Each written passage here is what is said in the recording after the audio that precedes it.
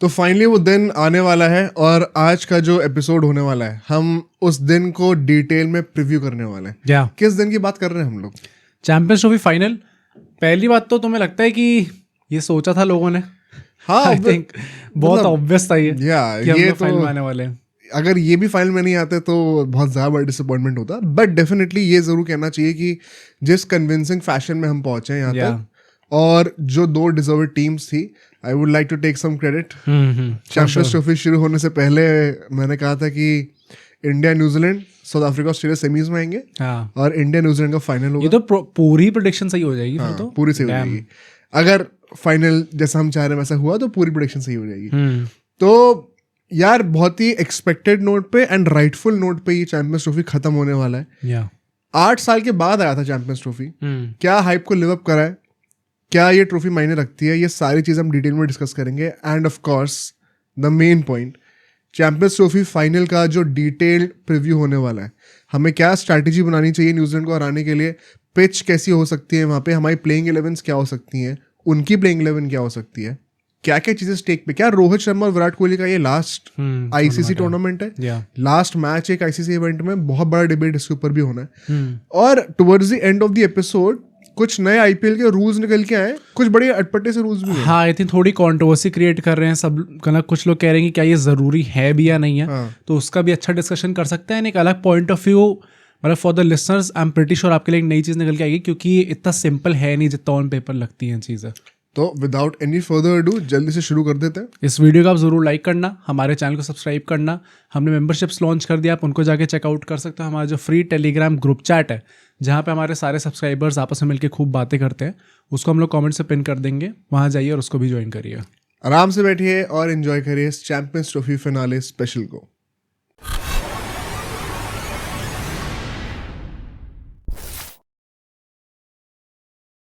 Okay, सो सबसे पहले I think it is only fair कि जो दो टीम्स आई हैं यहाँ तक, उनका नैरेटिव क्या रहा है इस टूर्नामेंट में, जरा उसको डिटेल में हम लोग ब्रेक डाउन करें, क्योंकि the journey towards the final more और लेस सिमिलर लाइंस पे रही है, apart from that one game जहाँ पे दोनों आपस में भिड़े थे। हाँ, देखो, इन चीज़ों की शुरुआत मेरे हिसाब से होती है जो अभी हम लोग वाइट वॉश हुए थे घर पे टेस्ट सीरीज के अंदर। कुछ महीने पहले की ही बातें हैं, जब न्यूजीलैंड हमें टूर करने के लिए आ रही थी। एंड आई रिमेंबर हम सबकी एक्सपेक्टेशन ये थी कि 3-0 तो चलो हो ही सकता है, अगर नहीं भी हुआ तो 2-1 हो जाएगा या 2-0 हो जाएगा, एक ड्रॉ हो जाएगा मैच। बट वो लोग वहां पे आके हमसे बेहतर स्पिन खेल के दिखाते हैं। एंड जिस तरीके से वो सीरीज एंड हुई, it killed our chances for the WTC final. Basically New Zealand ने हमारे हाथ से एक ट्रॉफी छीनी है। उसके बाद हम देखते हैं कि BGT में हमारा बहुत बुरा हाल होता है। Building up to this tournament हमने ODIs हार्डली कुछ खेले हुए थे, and then comes that England series जहाँ पे 5 T20 कर रखे थे और सिर्फ 3 ODIs थे। वो भी मुझे समझ में नहीं आया कि क्यों था। बट बुमराह जैसे खिलाड़ी इंजर्ड हो जाते हैं, शमी कुलदीप जैसे लोग जो है वो लास्ट राउंड पे वापस आते हैं। काफी अनसर्टनिटीज थी, यशस्वी जायसवाल को ट्राई कराया जाता है। अमंगस्ट ऑल दिस केओस हमने समहाउ एक रास्ता ढूंढा, हमने कुछ लास्ट मिनट चेंजेस करे लाइक वरुण चक्रवर्ती, और टीम काफी अच्छी तरीके से जेल अप हमें होते हुए दिखी once again, just like the 2023 world cup. To the point कि अभी हम लोग दुबई में आके सारे मैचेस बॉर्डर लाइन डोमिनेट करके जीते हैं। बट न्यूजीलैंड के पॉइंट ऑफ व्यू से देखा जाए तो उनका भी जर्नी आई थिंक काफी रिस्पेक्टेबल रहा है, इनफैक्ट कमेंडेबल रहा है रादर। वो सीरीज व्हाइट वॉश हमें घर पे करा। अभी जो ट्राई सीरीज हुई है पाकिस्तान में, वो जीते थे। बेसिकली होस्टिंग नेशन को और जिस नेशन से वो फाइनल खेल रहे हैं, इंडिया और पाकिस्तान, दोनों को उनके घर पे हरा के आ रहे हूँ इस चैंपियंस ट्रॉफी में। बस वो एक मैच जो इंडिया से हारे थे, अगर उस ब्लिप को हटा दो आप, तो न्यूजीलैंड ने भी काफी डोमिनेटिंग फैशन में खेला है। आई थिंक एकदम सही पॉइंट पे स्टार्ट करा ये चीज़। इसका पूरा जो लाइक फिर वो डेटिंग बैक करते हैं जब उस चीज़ को, तो वो एक्चुअली में वो 3-0 सीरीज ही है। क्योंकि उस सीरीज ने इंडियन क्रिकेट से, मतलब कुछ लोग कहेंगे बहुत एग्जैजरेटेड स्टेटमेंट है ये, बट काफ़ी कुछ छीन लिया भाई। मतलब उस टाइम पे हमने ये चीज़ बोली थी, एंड देन आफ्टरवर्ड्स मैंने काफ़ी एक्सपर्ट्स को भी ये बोलते हुए सुना कि यार BGT पे, क्योंकि पूरा बिल्डअप था BGT का कि भाई ऑस्ट्रेलिया जाने वाली है, बहुत मज़ा आएगा, किंग कोहली वहाँ पे जाएंगे। BGT हारना was not a big surprise. मतलब हम लोग, हमारी आदतें थोड़ी बिगड़ गई थी। लास्ट 2 बार हम लोग जीत गए थे ऑस्ट्रेलिया में जाके। It is not going to happen every time. वहाँ पे हारना इतना कुछ शौक नहीं था, जो शौक था वो था घर में 3-0 हारना। एंड सबसे बड़ी प्रॉब्लम वहीं से क्रिएट होती है। उसके बाद we lost legends like Ashwin हमारी टेस्ट सेटअप से जो है आगे जाके बिगेस्ट लॉसेस फॉर अस। हाँ, उसके आगे जाते हम लोग देखेंगे कि शायद और कुछ लॉसेस हमें देखने को मिले अगर रोहित शर्मा को टेस्ट में मौका नहीं दिया जाता। तो इन सबके चलते हुए फिर वो लीग स्टार्ट होते हैं जहाँ पे गौतम गंभीर, रोहित शर्मा इनकी आपस में लड़ाई हो रही है और खिलाड़ियों की आपस में लड़ाई हो रही है। इससे पहले गौतम गंभीर की एरा में सब अच्छा चल रहा था, एकदम से सवाल आने शुरू, मतलब लोग कहेंगे वो श्रीलंका वाली सीरीज से स्टार्टिंग पॉइंट वहां से था, बट आई स्टिल थिंक यार मतलब इतने मायने रखती नहीं वो थी सब एक्सपेरिमेंट की तरह ट्रीट करते थे। हाँ, तो उतना कुछ फर्क पड़ता नहीं था उससे। बट ये जो 3-0 हुआ उसके बाद गौतम गंभीर पे खूब ज्यादा प्रेशर आया कि भाई अल्टीमेटली आप वो कोच बने जिसके अंदर ये पूरी स्ट्रीक टूटी थी और ये टूटनी चाहिए नहीं थी। तो इसका पूरा बिल्डअप लेते हुए पिछले 2-3 महीने इंडियन क्रिकेट के लिए हैज नॉट बीन गुड। मतलब one of the ugliest times आप जब बोलोगे इंडियन क्रिकेट में तो इसका आप नाम लोगे ही लोगे, क्योंकि अब ये सब चीज़ें एकदम ठीक हो सकती है अगर उन्होंने चैंपियंस ट्रॉफी जीत जाए, बट ये सब चीज़ें 2 गुना और गंदी भी हो सकती हैं अगर हम लोग हार जाते हैं। अगर गौतम गंभीर के अंडर और रोहित शर्मा की कप्तानी के अंडर हम लोग ये फाइनल हार जाते हैं तो डायरेक्टली नैरेटिव बनेगा कि आपको एक ट्रॉफी प्लेटर पे सजा के दी गई थी और आपने वो फाइनल में आके फिर से चोक कर दी। तो आपकी मेंटालिटी जो आप शिफ्ट लाने वाले थे एज अ कोच वो क्या ही हुआ है यहाँ पे। तो हाँ, चीज़ें देखने में काफ़ी आसान लग रही है कि हमें जीतना चाहिए, बट रिपरकशंस अगर बाय चांस रिजल्ट हमारे फेवर में नहीं गया तो किस लेवल के होंगे वो अनफैथमेबल है इस पॉइंट ऑफ टाइम। रिगार्डियस जो न्यूजीलैंड की टीम भी रही है अभी, मिथ साडनर जैसे एक फ्रेश कप्तान आया वहां पर, I have been very impressed by the way he has led the team for sure, considering वो अपने ही सोशल मीडिया बायो पे लिखते हैं कि वो पार्ट टाइम क्रिकेटर है और फुल टाइम गोल्फर है। तो भाई मतलब काफी अच्छी तरीके से उन्होंने टीम को मैनेज करा हुआ है and people seem to be respecting him. मतलब केन विलियमसन जैसे एक सीनियर फिगर है वहां पे टीम में जो कि पहले कप्तान खुद भी रह चुके हैं। बट कोई जैसे यार इंडिया में ना ये बहुत सुनने को मिलता है कि क्लैशेस हो रहे हैं, ईगो हो रहा है, ये हो रहा है, ये बाहर इतना नहीं होता भाई। मतलब जब मिथ सैंडनर को बनाया गया था, very honestly I was not sure about it. मुझे लगा था कि क्या ये आदमी वो रिस्पेक्ट कमांड कर पाएगा, क्या ये ड्रेसिंग रूम को यूनाइट कर पाएगा, but as you rightly pointed out शायद ये जो पूरी चीज़ें होती हैं कि यार ये तो जूनियर है, ये क्या करेगा, ये रिस्पेक्ट कैसे कमांड करेगा, हम ज़्यादा खेले हुए हैं, हम क्यों सुने इसकी। आई डोंट थिंक शायद बाहर वो उतनी चीज़ें मैटर करती हैं, क्योंकि सुपरस्टार कल्चर उतना है नहीं। एग्जैक्टली। तो यहाँ पे इंडिया में वो चीज़ें ज़्यादा हैं, बाहर everybody just plays this as a sport and उसके साथ ही वो ट्राई करते हैं कि अपनी कंट्री को जिताए। अब इसके प्रोज भी हैं, कॉन्स भी हैं, हर चीज़ के ही होते हैं, बट हाँ, ये probably this something to learn about. और एक और बहुत बड़ा नैरेटिव क्या है, रोहित शर्मा की कप्तानी भाई। हाँ, मतलब हम लोग कितना भी क्रिटिसाइज कर ले, डिफेंसिव है, ऑफेंसिव है, ये है वो है, फील्डर ऊपर रखना चाहिए, eight the end of the day पिछले 23 आईसीसी ओडीआई इवेंट के मैचेस में, इनफैक्ट ओडीआई इवेंट्स हटा दो, 2024 का वर्ल्ड कप भी इंक्लूड कर लो आप, 2023 का वर्ल्ड कप, 24 का वर्ल्ड कप और ये चैंपियंस ट्रॉफी, 23 मैचेस में सिर्फ एक मैच वो हारे हैं। यार ये मैंने कभी नहीं सुना। मतलब ये मैंने लास्ट पॉडकास्ट में चीज़ बोली थी and I will say it again. Last podcast से मैंने रील भी बनाई थी इसके, वहाँ पे भी गालियाँ पड़ी थी, बट अगर वो 23 वर्ल्ड कप का फाइनल हम लोग जीत जाते हैं और उसके बाद ये चैंपियंस ट्रॉफी भी अगर हमारे हाथ लग जाती है होपफुली, तो भाई वो जेन्युइन शाउट्स होते हैं कि he is one of our greatest captains.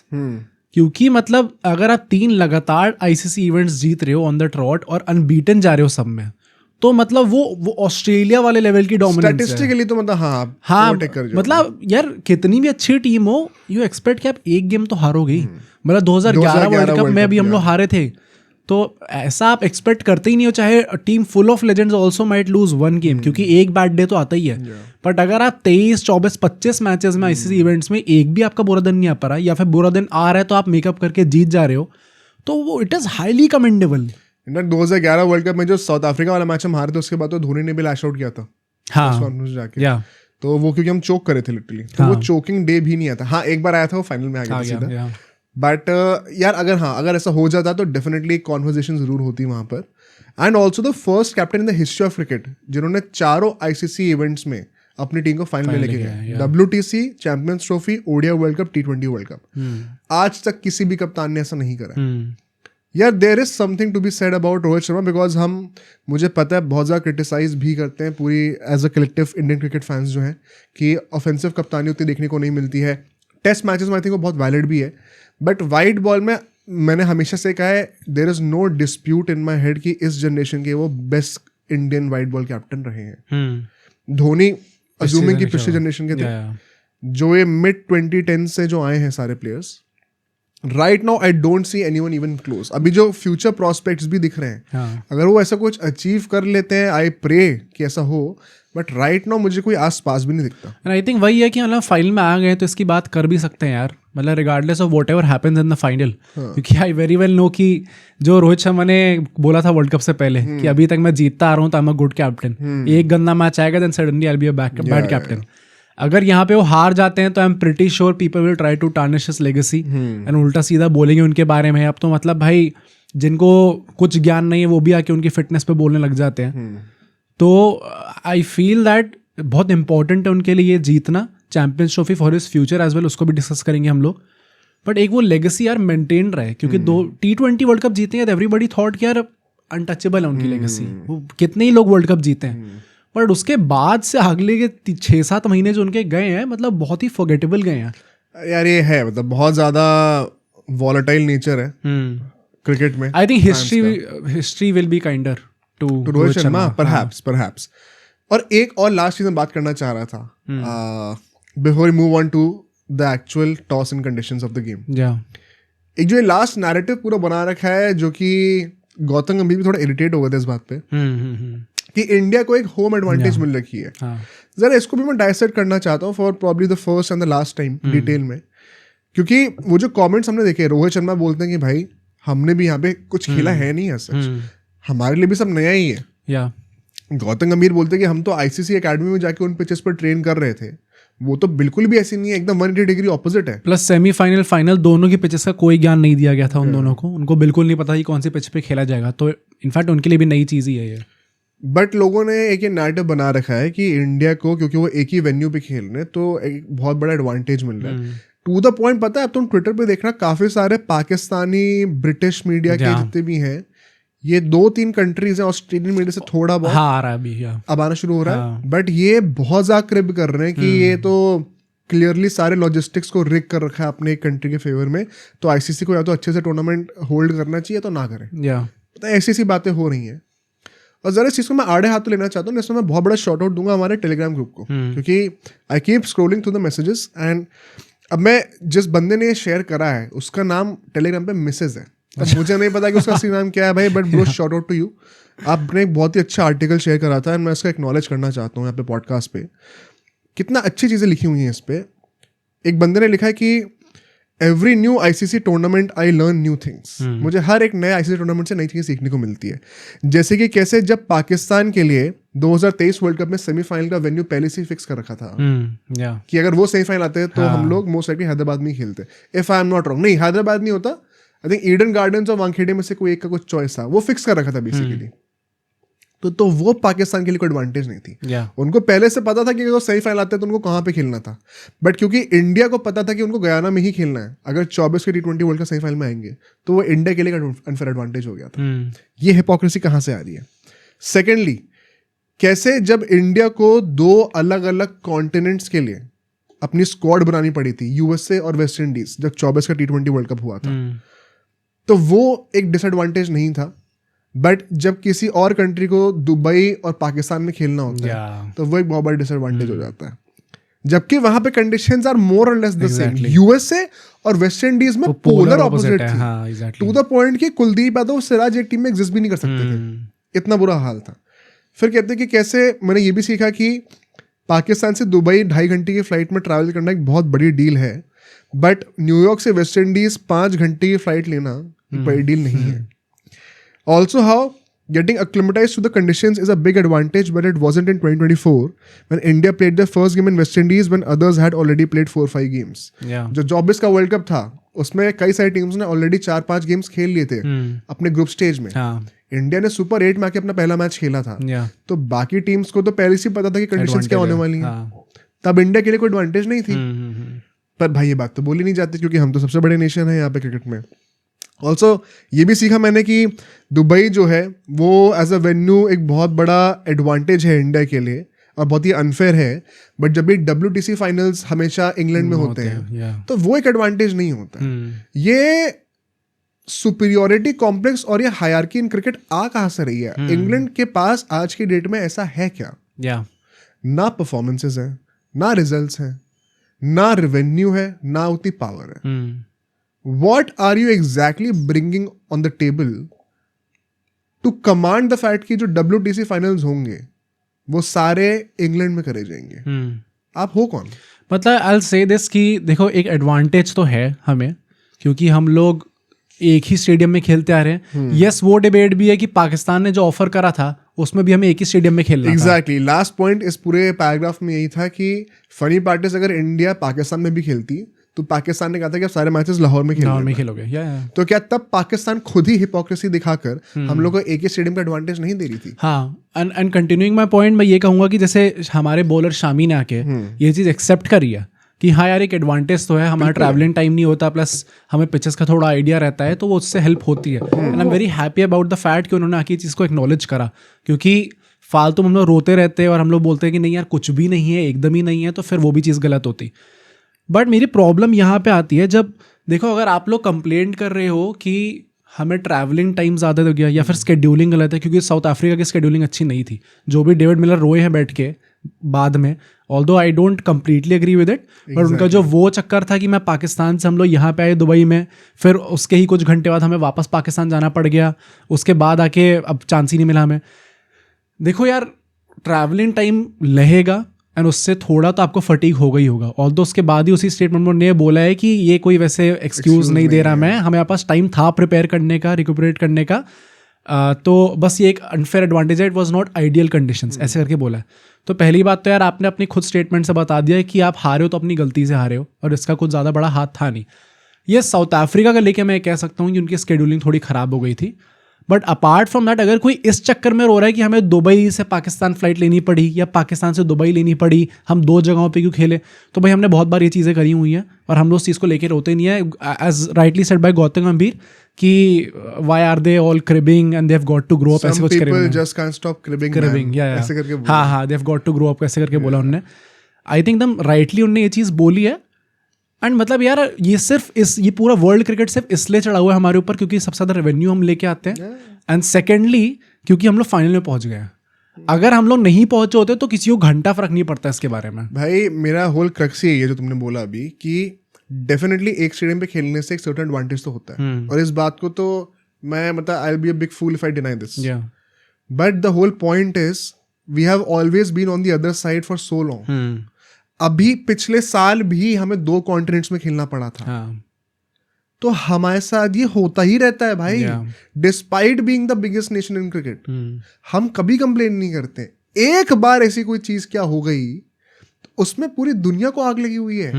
और स्केड्यूलिंग की अगर हम लोग बातें कर रहे हैं तो क्या इंडिया का लास्ट ग्रुप स्टेज का मैच और सेमीफाइनल के बीच में सिर्फ एक दिन का गैप नहीं था? हाँ या तो क्या उसमें फटीग नहीं हुआ होगा टीम को? प्लस मुझे ये भी लगता है कि भाई आप जो रो रहे हो ये आप इससे रो रहे हो क्योंकि आपकी टीम अब बाहर हो चुकी है. अगर आपको इतना रोना था ये डेविड मिलर भाई साहब जो रो रहे हैं, यार ये स्केड्यूल आपको पहले नहीं पता था क्या? तो बोलते अपने बोर्ड से आईसीसी में कंप्लेंट करें जाके, या फिर जो भी वो पूरा ग्रुप बैठता है जब डिसाइड हो रहा होता है इसका, सारे जो बोर्ड्स के रिप्रेजेंटेटिव्स आते हैं, तब तो आपने कुछ बोला नहीं. Let's actually expose this also. ये चीज मैं बहुत बोली है, हमने चंदेश सर को होस्ट किया था. Very grateful to the guy जिन्होंने हमें चीज बताई डिटेल में. एंड ये पता है कई चीज़ लोगों को चीज़ शायद पता नहीं होगी, अगर आप हमारा पॉडकास्ट देखते हो तो आप समझ जाओगे. बट आईसीसी में बेसिकली आईसीसी कोई एक अलग सेपरेट बॉडी नहीं है सच. वो हर एक जैसे पीसीबी हो गया, बीसीसीआई हो गया, ऑस्ट्रेलियन क्रिकेट बोर्ड हो गया, इंग्लैंड क्रिकेट बोर्ड हो गया, हर एक बोर्ड से एक रिप्रेजेंटेटिव आता है, वो कलेक्टिवली एक मीटिंग में बैठते हैं, उसको आईसीसी बोला जाता है. तो अगर आपको प्रॉब्लम है ना तो आप उस मीटिंग में चीज रेस कर सकते हो.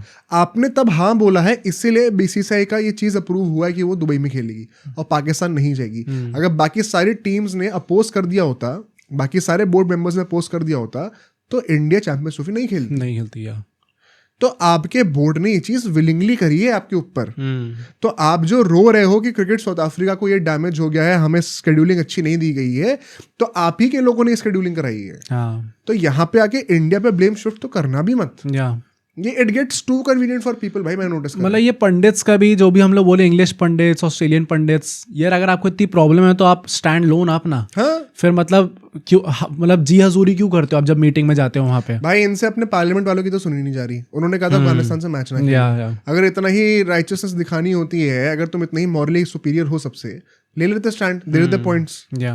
वैसे भी हार ही गए. दे ही देते, इससे अच्छा इज्जत ये है भाई, ये प्रॉब्लम है इनके साथ, बहुत ज़्यादा प्रॉब्लम है। एंड सिर्फ ये ज्ञान पेलने से नहीं होगा, मैं खुद भी एक्सेप्ट करता हूँ इस चीज़ को। एंड आगे आने वाली पॉडकास्ट में एक बहुत डीप डिस्कशन होगा इस पे कि बीसीसीआई जिस तरीके से कंट्रोल कर रही है, क्या ये सही है, क्या गलत है, क्या उन एक्शंस लेने चाहिए, क्या नहीं लेने चाहिए। But in general if you talk about it, अगर आपको इतनी प्रॉब्लम है then you have to take your stand. Unless अगर वो नहीं करोगे तो फिर कोई सेंस नहीं है आके ये सब बोलने का कि बीसीसीआई रूइन कर रही है, जैसा कंट्रोल कर रहे हैं। अगर आप खुद जी हजूरी करोगे देन फिर बाद में बोलना मत। पीठ पीछे तो हाथ जोड़ के बैठे रहते हैं, हाँ, और आगे जाके जो है उल्टा ही उन्हीं हाथों से चमाटा मारने की बात। मतलब ये रो इसलिए नहीं क्योंकि इंडिया के साथ मैच नहीं हुआ इनका, होता तो अच्छे खासे इनके पैसे आ जाते इनके बैंक में। पता है वैसे ये होना चाहिए एक चीज, अगर भाई हम कभी कंप्लेंट नहीं करते, अगर आप हमें रॉन्गफुली कंप्लेंट कर रहे हो ना तो बीसीसीआई को बोल देना चाहिए भाई नहीं आ रहे तुम्हारी कंट्री खेलने नहीं करेंगे बायलैटरल सीरीज, अब बताओ क्या करोगे।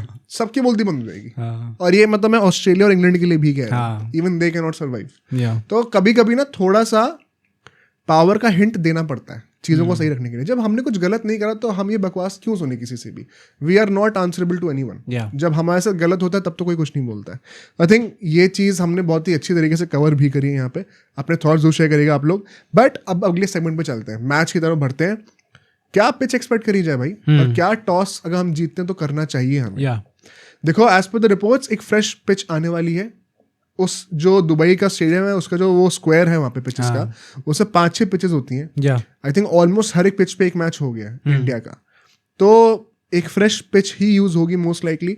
क्यूरेटर जो है वहाँ के वो ऑस्ट्रेलियन होने वाले। आई डोंट थिंक ऐसा कुछ फेवरिंग किसी को होगी न्यूजीलैंड से। गुस्सा तो नहीं होगा भाई वो पता नहीं भाई, बट द पॉइंट इज अगर एक फ्रेश पिच है तो यूजुअली आप देखोगे कि बॉल उतनी ज्यादा स्लो टर्न नहीं करेगी जितना बांग्लादेश वाले मैच में कर रही थी। जैसे कि हमने देखा ऑस्ट्रेलिया वाले मैच में कि बैटिंग के लिए it was much much better. हाँ, स्पिनर्स के लिए अभी भी फेवरेबल थी क्योंकि जो ड्राई कंडीशंस हैं वो उसको आप डिनाई नहीं कर सकते हो। As a matter of fact वहाँ पे कई सारे जर्नलिस्ट ये भी बता रहे हैं कि पिछले एक हफ्ते से दुबई में गर्मी बढ़ गई है, टू द पॉइंट कि जब वो आए थे वहाँ पे तो वो लाइट वेट स्वेटर्स लेके गए थे और अब वो उसके बिना भी रहते तो थोड़ी स्वेटिंग होने लग जाती है बॉडी में। तो वो ह्यूमिडिटी, वो गर्मी बढ़ रही है दुबई में, and it will only cause more and more dry patches on the pitch. मिट्टी और टूटेगी ही, क्रैक्स और बढ़ेंगी ही। तो वो ड्राई नेचर पिच का रहने ही वाला है, वो हटेगा नहीं चाहे फ्रेश पिच को भी ले आओ। तो ये तो एक्सपेक्ट बिल्कुल नहीं करना चाहिए कि 300-350 रन बनने वाले हैं। हाँ. उसको तो हम लोग एकदम ही हटा देते टेबल से। आई थिंक 250 to 300 के बीच का आप टारगेट एक्सपेक्ट कर सकते हो। Given the final it will be a very reasonable target. और अभी तक हमने देखा है कि ड्यू का तो कोई चक्कर रहा नहीं है दुबई में, फाइनल में भी नहीं रहेगा। मतलब मेन बात ये है कि टॉस को जितना इररिलेवेंट बनाना चाहो आप उतना कर सकते हो। हाँ, मतलब फाइनल में आप यही चाहते हो कि यार ये एक लक के बेसिस पे विनर डिसाइड ना हो जाए आपका, जो कि 23 वर्ल्ड कप में कुछ लोग कहेंगे हो गया था क्योंकि उनने आके पहले बॉलिंग ले ली थी। बट हाँ यार, मतलब ये है अच्छा, अगर टॉस अगर ज़्यादा रोल प्ले ना करे फाइनल के अंदर तो बेटर ही होगा हमारे लिए। बट द क्वेश्चन इज कि अगर टॉस जीते फिर करना क्या चाहिए? आई फील बैटिंग ही करनी चाहिए। अभी तक भी हमने देखा है दुबई के पिचेस पे जो भी पहले बैट करता है वो थोड़ा सा फेवरेबल होता है उनके लिए। ऑल्दो हम लोग दोनों चीज़ के लिए प्रिपेयर्ड हैं। हमने पहले बैटिंग भी करी हुई है, हमने बाद में पहले बैटिंग भी करी हुई है, बाद में बैटिंग करी हुई है। तो it is not going to be that big of a problem for us given हमारा क्या फोर्टे रहा है। एंड दोनों हमारे जो बॉलिंग और बैटिंग डिपार्टमेंट्स है दोनों इस टाइम पे काफ़ी स्ट्रॉन्ग हैं।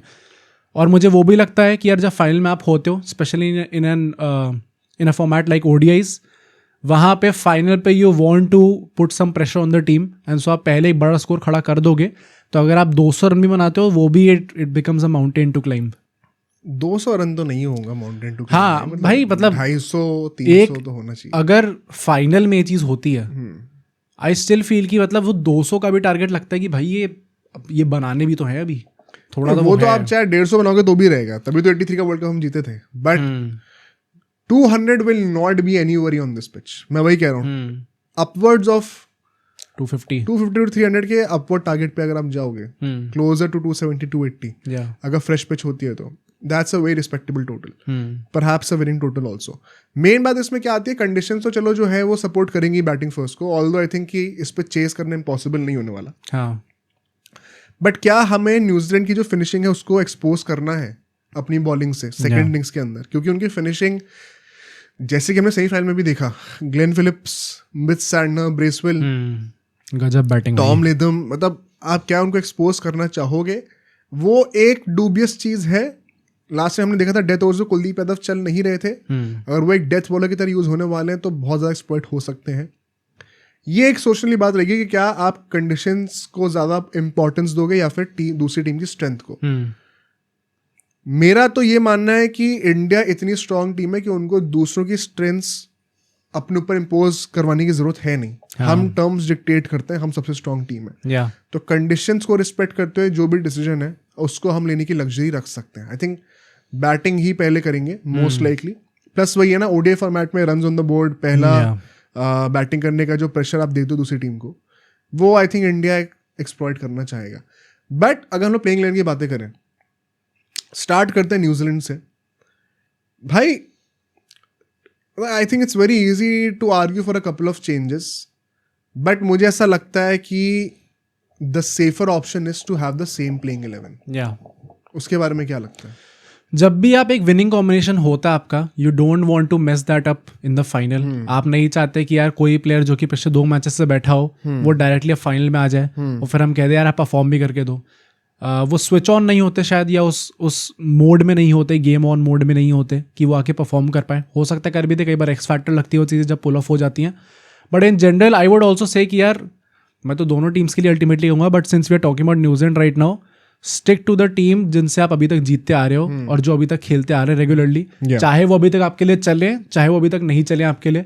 अगर आपने टेम्पलेट फिक्स करा, अगर आपने कुछ खिलाड़ी चुने हैं, then back them until the final, क्योंकि आप इन्हीं लोगों के चलते हुए फाइनल तक तो आए हो एटलीस्ट। तो basically will young, Rachin Ravindra opening करेंगे, विलियमसन नंबर 3 पे आएंगे, डैरन मिचेल, लेदम और ग्लेन फिलिप्स, ये हमारे मिडिल ऑर्डर बन जाएगा। ब्रेसवेल और सैंडनर फिनिशिंग के लिए। तो नंबर 8 तक हमारी बैटिंग पूरी है।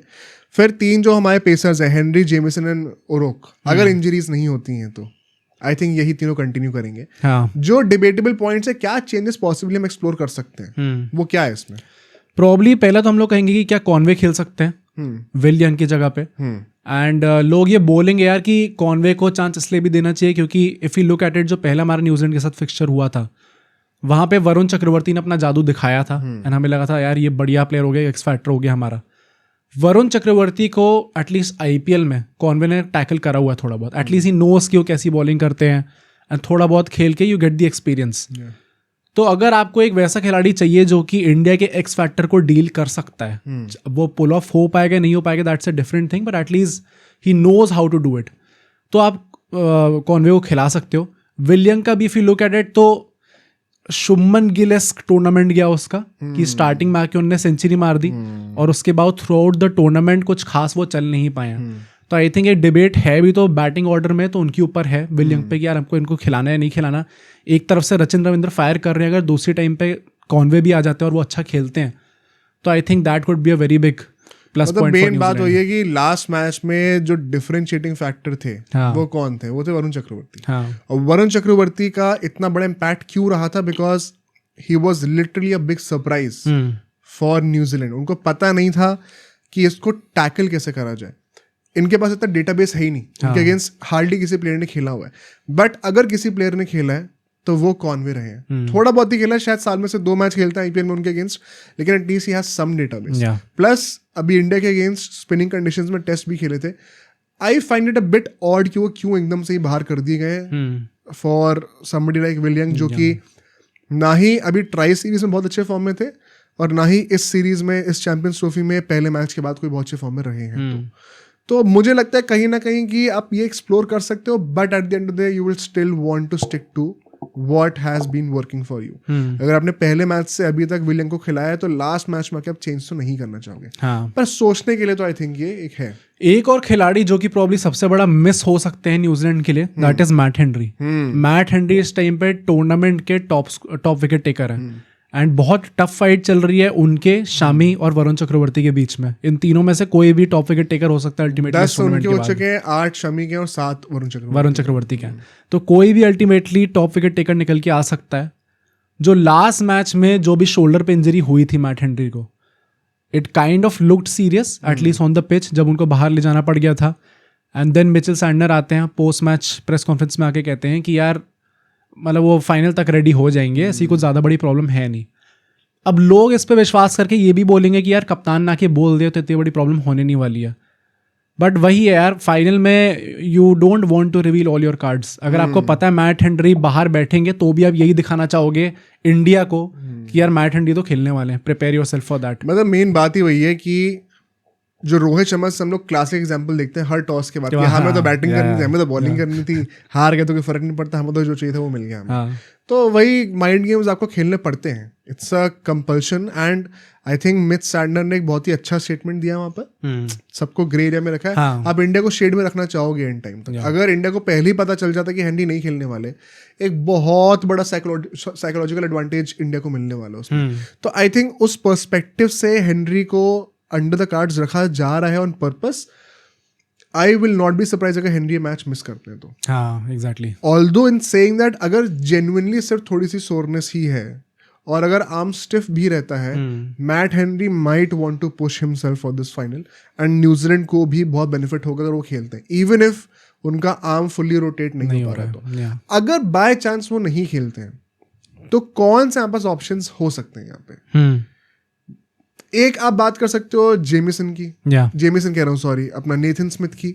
अब Nathan Smith honestly is not an out and out fast bowler like Matt Henry.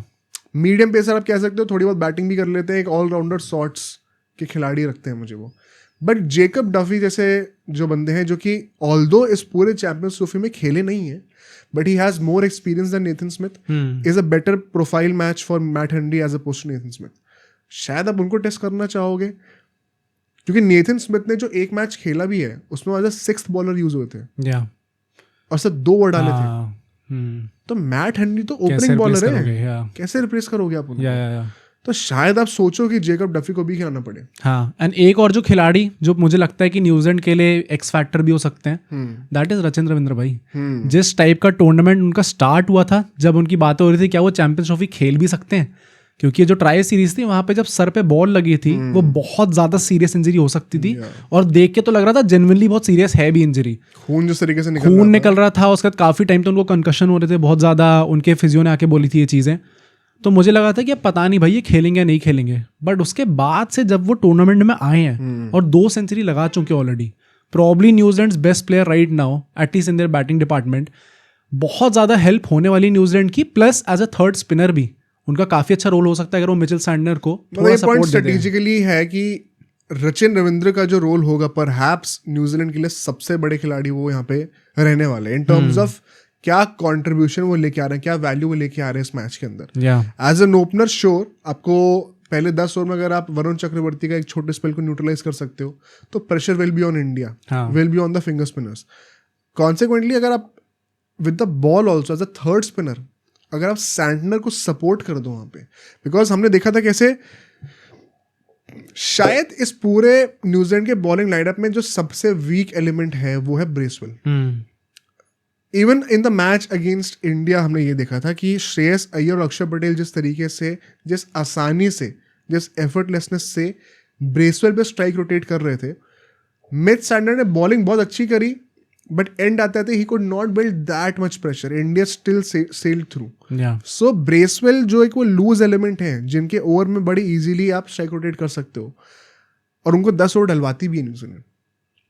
अगर वहां पे रचिन रविंद्र जैसे खिलाड़ी आके दूसरे एंड से सैंडनर के साथ थोड़ा सा पंजा जकड़ दें अपना, तो इंडिया के पास कोई एस्केप रूट बचेगा ही नहीं। एंड अगर ऐसा हो जाता है तो शायद रचिन रविंद्र 8-9 ओवर भी डाल दे, क्या पता। पिछले मैच में अगेंस्ट साउथ अफ्रीका उन्होंने अपना थोड़ा बहुत फॉर्म तो दिखाई दिया बॉल के साथ, विकेट भी मिल गया उनको। तो आई थिंक रचिन रविंद्र की स्ट्रैटेजी और स्ट्रैटेजिक यूज रादर जो होने वाला है, it is not just with the bat.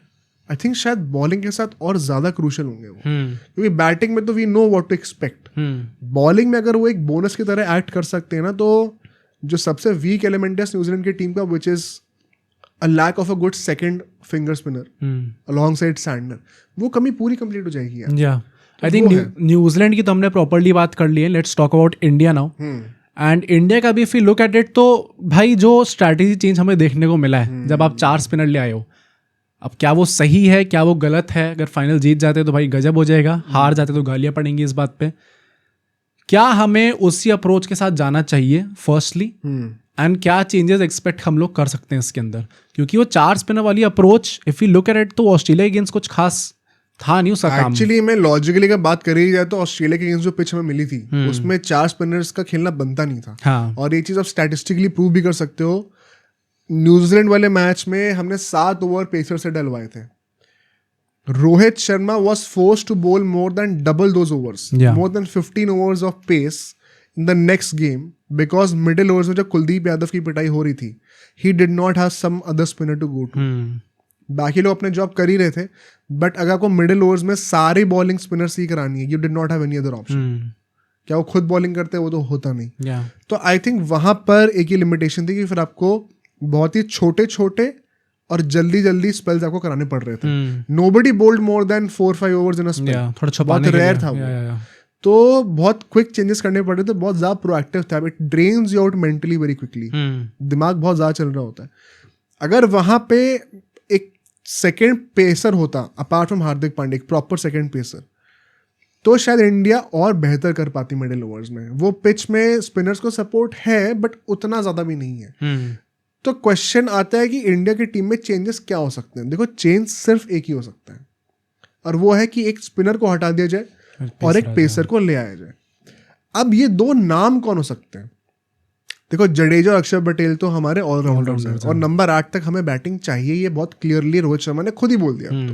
अब तो हमें भी ये चीज़ प्रोपोगेट करने की जरूरत नहीं है। तो फॉर श्योर ये दोनों टीमें होने वाले। बचे कुलदीप यादव एंड वरुण चक्रवर्ती।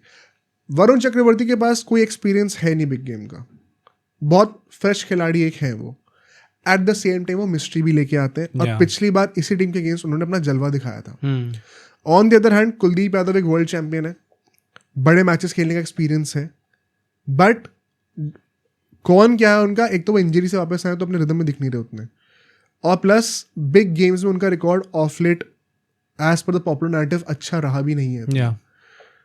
तो एक्चुअली में अगर आप देखो, आई थिंक कई लोग शायद ये बोलेंगे, एक अंडररेटेड शाउट देंगे कि वरुण चक्रवर्ती स्टार्ट करेंगे, कुलदीप यादव बाहर बैठेंगे अगर एक पेसर को आना है तो। मतलब when you have had a history of not being able to turn up for the big games, मैं ये नहीं कह रहा हर बार ही ऐसा होता है, बट एक वो टैग जुड़ा हुआ है कुलदीप यादव के साथ, तो समटाइम्स जिस आदमी का एक्सपीरियंस नहीं होता दैट ऑल्सो हेल्प्स, क्योंकि उसके पास एकदम वो क्लीन स्लेट है, बैगेज नहीं है, हाँ, जाके परफॉर्म कर सकता है। यहाँ से उसका आगे क्या एक्सपीरियंस बनेगा उस पर डिपेंड करेगा कि फ्यूचर में कैसी परफॉर्मेंस आती है। बट अगर इस टाइम पे बड़े गेम्स का एक्सपीरियंस नहीं है तो it can also help you, eight the same time वो चीज़ खराब भी हो सकती है। तो I very honestly I get both sides of the argument. कुछ लोग कहेंगे वरुण चक्रवर्ती को बैठना चाहिए, कुछ लोग कहेंगे कुलदीप यादव को बैठना चाहिए। आई जस्ट थिंक मेरे हिसाब से इस स्क्वाड के अंदर वरुण चक्रवर्ती जिस टैग पे आए हैं कि वो बहुत बड़ी मिस्ट्री है, एक बहुत बड़ा एक्स फैक्टर हमारे लिए, एंड जिस तरीके से उन्होंने ऑस्ट्रेलिया अगेंस्ट वो करके दिखाया, मतलब पूरा उनने जो अपना काम था, अपनी पूरी जस्टिफिकेशन दे दी स्क्वाड में होने की, जो उन्होंने ट्रेविस हेड का विकेट ले लिया। सबसे इंपॉर्टेंट वही था हमारी, और वो जस्ट एक बॉल डालने के बाद। तो इतनी बड़ी मिस्ट्री, इतने बड़े एक्स फैक्टर को you would not want to miss out on him in the finals. इसलिए मेरे हिसाब से शायद कुलदीप अगर आएंगे, हर्षित राणा, मेरे हिसाब से तो वेरी ऑनेस्टली आई थिंक ये 4 स्पिनर्स के साथ ही जाने वाले हैं। But isn't it going to be unfair on Kuldeep Yadav अगर उनको ऐसे बाहर बैठा देते हैं? मैं तभी कह रहा हूँ कि मेरे हिसाब से जो विनिंग स्ट्रैटेजी आपकी चलती आ रही है, you should go with 4 spinners. अगर आपने इतना विश्वास दिखाया कि आपने टोटल में इतने सारे स्पिनर्स लेके गए हो, स्क्वाड के अंदर 5 स्पिनर लेके गए हो, तो फिर make use of that. And I think अगर आपने लेके गए थे तो कुछ डेटाबेस होगा आपके पास उसको बैक करने का, and that is why I feel अब मतलब it's not the point of time जहाँ पे आप एक पेसर को वापस लेके आओ। यार देखो, मुझे लगता है लॉजिकली तो आपको 4 पेसर यहाँ पे नहीं खिलाने चाहिए अगर एक फ्रेश विकेट है तो। But at the same time I also believe कि आई वोंट बी सरप्राइज्ड अगर 4 स्पिनर खेलते हैं, बिकॉज एज यू सेड कि आप विनिंग कॉम्बिनेशन क्यों तोड़ना चाहोगे। और यही 4 स्पिनर्स बहुत अच्छे से काम कर रहे थे पिछली बार जब न्यूजीलैंड से मैच हुआ था, तो आप उस विनिंग कॉम्बिनेशन को एज यू सेड क्यों तोड़ना चाहोगे। अच्छा, अगर कोई पेसर आता भी है तो क्या वो अर्शदीप हो सकते हैं by any chance? Direct final में entry? I don't think so यार। एक और मिस्ट्री लेके आ रहे हैं। मतलब आई थिंक अगर फाइनल में डायरेक्टली खिला दिया वो कुछ ज़्यादा ही बड़ी मिस्ट्री हो जाएगी, शायद हमें ही ना पता हो कि अच्छा भाई कैसे परफॉर्म करते हैं अर्शदीप, हमारे लिए उल्टा ना पड़ जाए। I feel Harshit Rana is the chosen one right now in the ODI format ahead of Arshdeep Singh, and अगर आएंगे तो वहीं आएंगे। अब even if you ask me, पहले 2 मैचेस के बाद भी मैं यही कहता कि यार अर्शदीप को ले आओ आप, क्योंकि वो नई बॉल से बॉलिंग कर सकते हैं, एक एक्स फैक्टर वो भी हो सकते हैं। But Harshit Rana has started in this tournament, matches उन्होंने खेल रखे हैं ऑलरेडी, एंड सो अब इट्स टू लेट। अब आप अर्शदीप सिंह को वापस नहीं ला सकते। मैं अभी भी कहूँगा कि मुझे लगता है कि 4 स्पिनर ही खेलेंगे most likely. It's very rare कि ये चीज़ चेंज होगी तो, बट अगर होती है logically it makes more sense. मैं भी कहूँगा आई एग्री कि अर्शदीप सिंह को शायद वापस तो आप नहीं लाओगे लास्ट मोमेंट पे, will be a big surprise अगर ऐसा होता है तो, बट मुझे लगता है कि गौतम गंभीर के under we are all in for surprises. तो मैं अपने कार्ड एकदम खुले रख रहा हूँ अभी। I think either of the possibilities is possible, but logically I think एक पेसर शायद हमें ज़्यादा बेनिफिट करेगा। अच्छा, अगर हम लोग इंडिया की स्ट्रैटेजी के बारे में बात करें, क्योंकि आई थिंक एक बहुत बड़ा टॉपिक है and I think it's a never ending debate. जब तक रोहित शर्मा का करियर खत्म नहीं होगा तब जाके शायद लोग एक कंक्लूजन पे आ पाएंगे, वरना उससे पहले इतना टॉपसी टर्वी कर्व है कि कभी बहुत अच्छा लग रहा है, कभी गंदा लग रहा है। फाइनल में आके ऐसी पिचेस पे जहाँ पे 300 तो बनने से रहे, क्या आपको रोहित शर्मा की अग्रेसिव इंटेंट वाली जो अप्रोच है, सेल्फलेस वाली, क्या उसकी ज़रूरत अभी भी है when you know कि वो चीज़ throughout the tournament pull off नहीं हो पा रही है? Should he stick to his template? I think इसमें वही 2-3 आर्ग्यूमेंट्स होते हैं जो हम हमेशा देते हैं। एक तो कि रोहित शर्मा का the very reason he wants batting till number 8 is the fact कि वो ऊपर से एक अग्रेसिव टेम्पलेट रखना चाहते हैं, और मैनेजमेंट की इस बात पे पूरी एग्रीमेंट है। ये हमें गौतम गंभीर के स्टेटमेंट से पता चल गया। दे वांट कि हम लोग पहले 10 ओवर्स को मैक्सिमाइज करें on a slow burning wicket, जहाँ पे वैसे भी मिडिल ऑर्डर्स में इतना आसानी से रन आएंगे नहीं। तो आप अगर ट्रेंड भी देखोगे, हम लोग को अगर हर 10 ओवर की एनालिसिस भी करें तो हमेशा हर टीम का दुबई में पहले 10 ओवर के बाद एटलीस्ट 10 से 15 रनों का फॉल आता है अगले 10 ओवरों में, विच इज मतलब रन रेट के टर्म से बात करो अगर तो 1.5 मैट्रिक से रन रेट कम हो जाती है। अगर आपकी 6 की रन रेट चल रही है तो वो सीधा 4.5 पे गिर जाती है। तो there is a significant drop, 20-25% का ड्रॉप आता ही आता है। तो अगर वो 20-25% का ड्रॉप आ रहा है अगले 10 ओवरों में, would you not want to maximise the first 10 over so that you can allow that drop to happen without worrying about it? क्योंकि अगर ऐसा होता है कि रोहित शर्मा लंबा खेलने जाए, in that process he gets out, तो ना पहले 10 ओवर मैक्सिमाइज हुए और उसके बाद anyway you have to rebuild. हमने काइंड ऑफ ये चीज़ न्यूजीलैंड वाले मैच में देखी थी, कैसे जब हम पहले 10 ओवर मैक्सिमाइज नहीं कर पाए तो अल्टीमेटली हमारे रन भी 250 के बहुत ज़्यादा ऊपर बने नहीं है। इनफैक्ट 250 भी नहीं बने थे, 249 ही बने हमारे। तो although it was a fresh wicket bye the वे, ये भी आप लोग कंफ्यूज मत होइए कि वो विकेट बहुत मुश्किल थी बैटिंग के लिए। It was a fresher wicket as compared to the Bangladesh game. तो ये तो बहुत ही क्लियरली हम स्टैटिस्टिकली प्रूव कर सकते हैं कि जो रोहित शर्मा का अप्रोच है उसके पीछे एक जेन्युइन रीजन है। एंड वही नंबर 8 पे बैटिंग चाहिए इसलिए बिकॉज अगर रोहित शर्मा 40 रन भी बना दें और नंबर 8 पे एक प्रॉपर बैटर लाइक जडेजा खेले जो कि टेस्ट में 100s मारते रहते हैं, अगर वो 20 रन भी बना दें तो बेसिकली एक बैटर ने 60 रन का आपको आउटपुट दे दिया और बचे हुए फिर भी आपके पास 6 बैटर्स हैं। इन टोटलिटी आपके पास 7 बैटर्स हो सकते हैं। तो मुझे लगता है कि it makes a lot of sense. हाँ, अब ये बात है कि क्या इन पिचेस पे वो चीज़ पुल ऑफ हो पाएगी? कि अगर ये वर्ल्ड कप इंडिया में हो रहा होता कोई तो आप बड़े अच्छे से खेल पाते। यहाँ पे पाटा विकेट्स होती, जहाँ कोई चैंपियंस ट्रॉफी दुबई में हो जा रही है या श्रीलंका में अगर होती तो वहाँ पे मुश्किल होता आपको ये चीज़ें पुल ऑफ करना। इस टाइम पे रोहित शर्मा के 104 रन है टूर्नामेंट में, 25 समथिंग के एवरेज से वो खेल रहे हैं। अगर उन्हें ये इंटेंट रखनी है, जो कि आई थिंक अगर वो चेंज करेंगे it will be very unlike Rohit Sharma, वो उसी चीज़ पर ट्रस्ट करते रहते हैं। तो पहली बात तो नाउ इट्स टू लेट, क्योंकि आप फाइनल में आ चुके हैं। फाइनल में आके आप अपना पूरा गेम चेंज कर दोगे क्या? आई थिंक उन्हें ट्रस्ट करना चाहिए अपने गेम पे। एट द सेम टाइम मेरा जो इंट्यूशन था बिफोर द चैंपियंस ट्रॉफी कि I don't see Rohit Sharma pulling this thing off like he did in the World Cup 2023। I think that has been proven right, क्योंकि उनका tournament कुछ खास गया नहीं है। एंड फाइनल में if it does not pull off, I think उनके future पे सीरियस डाउट्स आ जाएंगे कि should he continue with the team और नॉट, क्योंकि उनके मन में तो अभी वो है कि 27 का वर्ल्ड कप उन्हें खेलना है। बट क्या बीसीसीआई वो चीज़ अलाउ करेगी? क्योंकि एज अ कैप्टन देयर कोई डाउट रहा भी नहीं है उनके ऊपर वाइट बॉल फॉर्मेट में। जिस तरीके से हमने स्टार्टिंग ही में बोला था, जैसा रिकॉर्ड रहा है उनका आईसीसी इवेंट्स में, कोई डाउट है भी नहीं उनके ऊपर। हमेशा रेड बॉल में ही था, रेड बॉल का शायद डिसीजन ले लिया गया अब तक।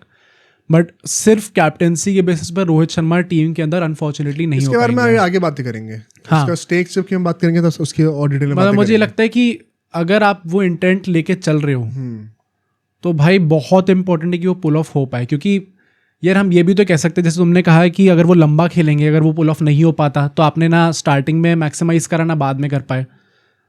अगर वो इस तरीके से जैसे खेल रहे हैं 25 की एवरेज से, तो अगर आप 25 रन बना भी दोगे क्विक फायर, तो it is not going to help your team.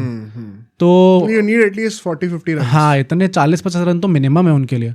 तो अगर वो पुल ऑफ नहीं हो पाता फाइनल के अंदर भी, तो आई थिंक बहुत प्रॉब्लम हो जाएगी। बट स्टिल मतलब वही उसी टेम्पलेट पे स्टिक करे तो आई थिंक अब पूरे करियर का निकल गया, वो आखिरी मैच में आके तो चेंज नहीं करेंगे। एंड जो रोहित शर्मा का पूरा एक पर्सोना बना है कि वो टीम को पहले रखते हैं और सेल्फलेस इंटेंट दिखाते हैं, I think this would be the most un Rohit Sharma like thing कि वो लास्ट मैच में आके अपना अप्रोच ही चेंज कर दो। तो आई डोंट सी इट हैपनिंग। एक चीज मैं स्ट्रेटेजिकली और बोलूंगा जो कि वरुण चक्रवर्ती का यूज होने वाला है, because I am sure he is going to play. हमने पिछले मैच में देखा था कैसे कुलदीप यादव को पहले ले आया गया था वरुण चक्रवर्ती से, एंड वरुण चक्रवर्ती का जो यूज है डेफिनेटली पहले 10 ओवर में हमें होते हुए दिखेगा। आई think he should be the one change bowler. अगर रचिन रविंद्र खेल रहे हैं, हमें पता है एग्जैक्टली कि वो अगर टिकते हैं 10 ओवर से ज़्यादा, वो किस लेवल पे मैक्सिमाइज कर सकते हैं अपना स्टे को। आई थिंक वरुण चक्रवर्ती को यूजिंग एज अ मिस्ट्री, उसको जितना जल्दी आप ला सको मैच में आप चाहोगे। अगर आप सिर्फ 2 पेसर खिलाने वाले हो, आई थिंक 6-7 ओवर से ज़्यादा कलेक्टिवली डालेंगे नहीं हार्दिक पांड्या और मोहम्मद शमी। ऑस्ट्रेलिया वाला मैच है तो हमने 5th ओवर में ही देख लिया था कुलदीप यादव को वापस आते हुए। I think Varun Chakravarthy should be the first bowler, और आप पहले ही बॉल से जितना अप्रोच करो, जितना अग्रेसिव अप्रोच आप ला सको बैट्समैन के ऊपर, force them to go over the top, play against the turn करो। रचिन रविंद्र से बुलवाओ, ये चीज करवा के दिखाओ। आई थिंक वरुण चक्रवर्ती को यूज ही वैसे करना चाहिए। Don't look at how many runs he is leaking. उनका रोल होने वाला है विकेट लेना। रन्स रोकने के लिए पास 2 फिंगर स्पिनर है, उनसे बोलो टाइट बॉलिंग करेंगे। बट वरुण चक्रवर्ती को पावर प्ले में as a maximising factor use करना चाहिए, वरना से 2 पेसर आप खिला रहे हो तो विकेट टेकर कौन है? मोहम्मद शमी नई बॉल से तो इफेक्टिव होते नहीं है। हार्दिक पांड्या का वही है कि चलेंगे तो बहुत अच्छा है, क्लच गेम में तो चलते ही चलते हैं, but he is not a proper pacer. Bumrah की कमी तो नहीं पूरी कर पा रहे वो। तो आई थिंक वहां पे वरुण चक्रवर्ती बहुत इंपॉर्टेंट फैक्टर हो जाते हैं। बट हम लोग यहाँ से नेक्स्ट सेगमेंट पे चलते हैं, की बैटल्स की बातें करते हैं। ये शायद लास्ट टाइम हम लोग बोल लोगे, बट क्या है हमारे की बैटल्स? सबसे पहला की बैटल होने वाला है हमारा Rohit Sharma versus Matt Henry. Opening bowler जो उनकी होंगे और हमारे जो ओपनिंग बैटर है, आई थिंक दिस कुड मेक और ब्रेक आवर गेम। मतलब ये उस लेवल का की बैटल है ये, क्योंकि Matt Henry being their best bowler, being the best bowler in this tournament so far, अगर रोहित शर्मा ने उनको आड़े हाथों ले लिया और अगर उन्होंने मतलब डिमोलिश कर दिया उनको, जैसे 23 वर्ल्ड कप में वो करते आ रहे, जैसे ट्रेंट बोल्ट को करा था उन्होंने 23 वर्ल्ड कप में, तो फिर आई थिंक वो बहुत डिमोरलाइज हो जाएंगे मैट हेनरी। और उसके बाद ऐसे अगर आपको स्टार्टिंग में मार पड़ जाती है ना, तो या तो आप अपना पोजीशन चेंज कर लेते हो, राउंड द विकेट आ जाओगे आप, या फिर इन जनरल भी आपका वो कॉन्फिडेंस नहीं रहता। तो आई थिंक वो चीज़ प्रॉब्लमेटिक हो सकती है न्यूजीलैंड के लिए। आई थिंक कंसिडरिंग कि मैट हेनरी शायद खेलेंगे नहीं और रोहित शर्मा का फॉर्म कैसा चल रहा है, आई don't think it is a big consequential की बैटल एनी मोर। ओके, जैसे कि हम लोग पहले कहते थे कि रोहित शर्मा का की बैटल अगर है वो चल गया तो गेम खत्म है। आई डोंट थिंक इस मैच में इतना होने वाला है। वो चलेंगे तो बहुत ही अच्छा है रिगार्डलेस, बट आई थिंक इस टीम ने इतनी क्रेडिबिलिटी गेन कर ली है कि अगर रोहित शर्मा नहीं भी चलते, we have a lot of players in the middle जो कि उस चीज़ को कॉम्पनसेट कर सकते हैं। तो आई थिंक एक बहुत ही बड़ा एडवांटेज होगा, एक बूस्ट होगा टीम के लिए, बट इट्स नॉट होता ना कि टीम की एसेंस को किल करने वाला कोई की बैटल हो। ये आई डोंट थिंक उतना बड़ा इम्पैक्ट लाएगा यहाँ पे। डेफिनेटली अगर मैट हेनरी खेलते भी, अगर वो फुल स्ट्रेंथ पे होते तो मैं बोलता कि हाँ इस बंदे को न्यूट्रलाइज कर दिया तो अब टॉप कोई विकेट लेने वाला बचेगा नहीं। बट अगर वो खुद ही फुल स्ट्रेंथ पे नहीं है अपने, रिमेन्स टू बी सीन, शायद हमें इतना टेंशन लेने की जरूरत नहीं है। मतलब इट्स वेरी इंपॉर्टेंट कि चलो अगर वो फुल स्ट्रेंथ पे है नहीं तो रोहित शर्मा उस चीज़ को मैक्सिमाइज करते हैं और एक अच्छी स्टार्ट हमें देते हैं। सेकंड की बैटल आई थिंक बहुत ऑब्वियस है, it is Kohli versus Sander.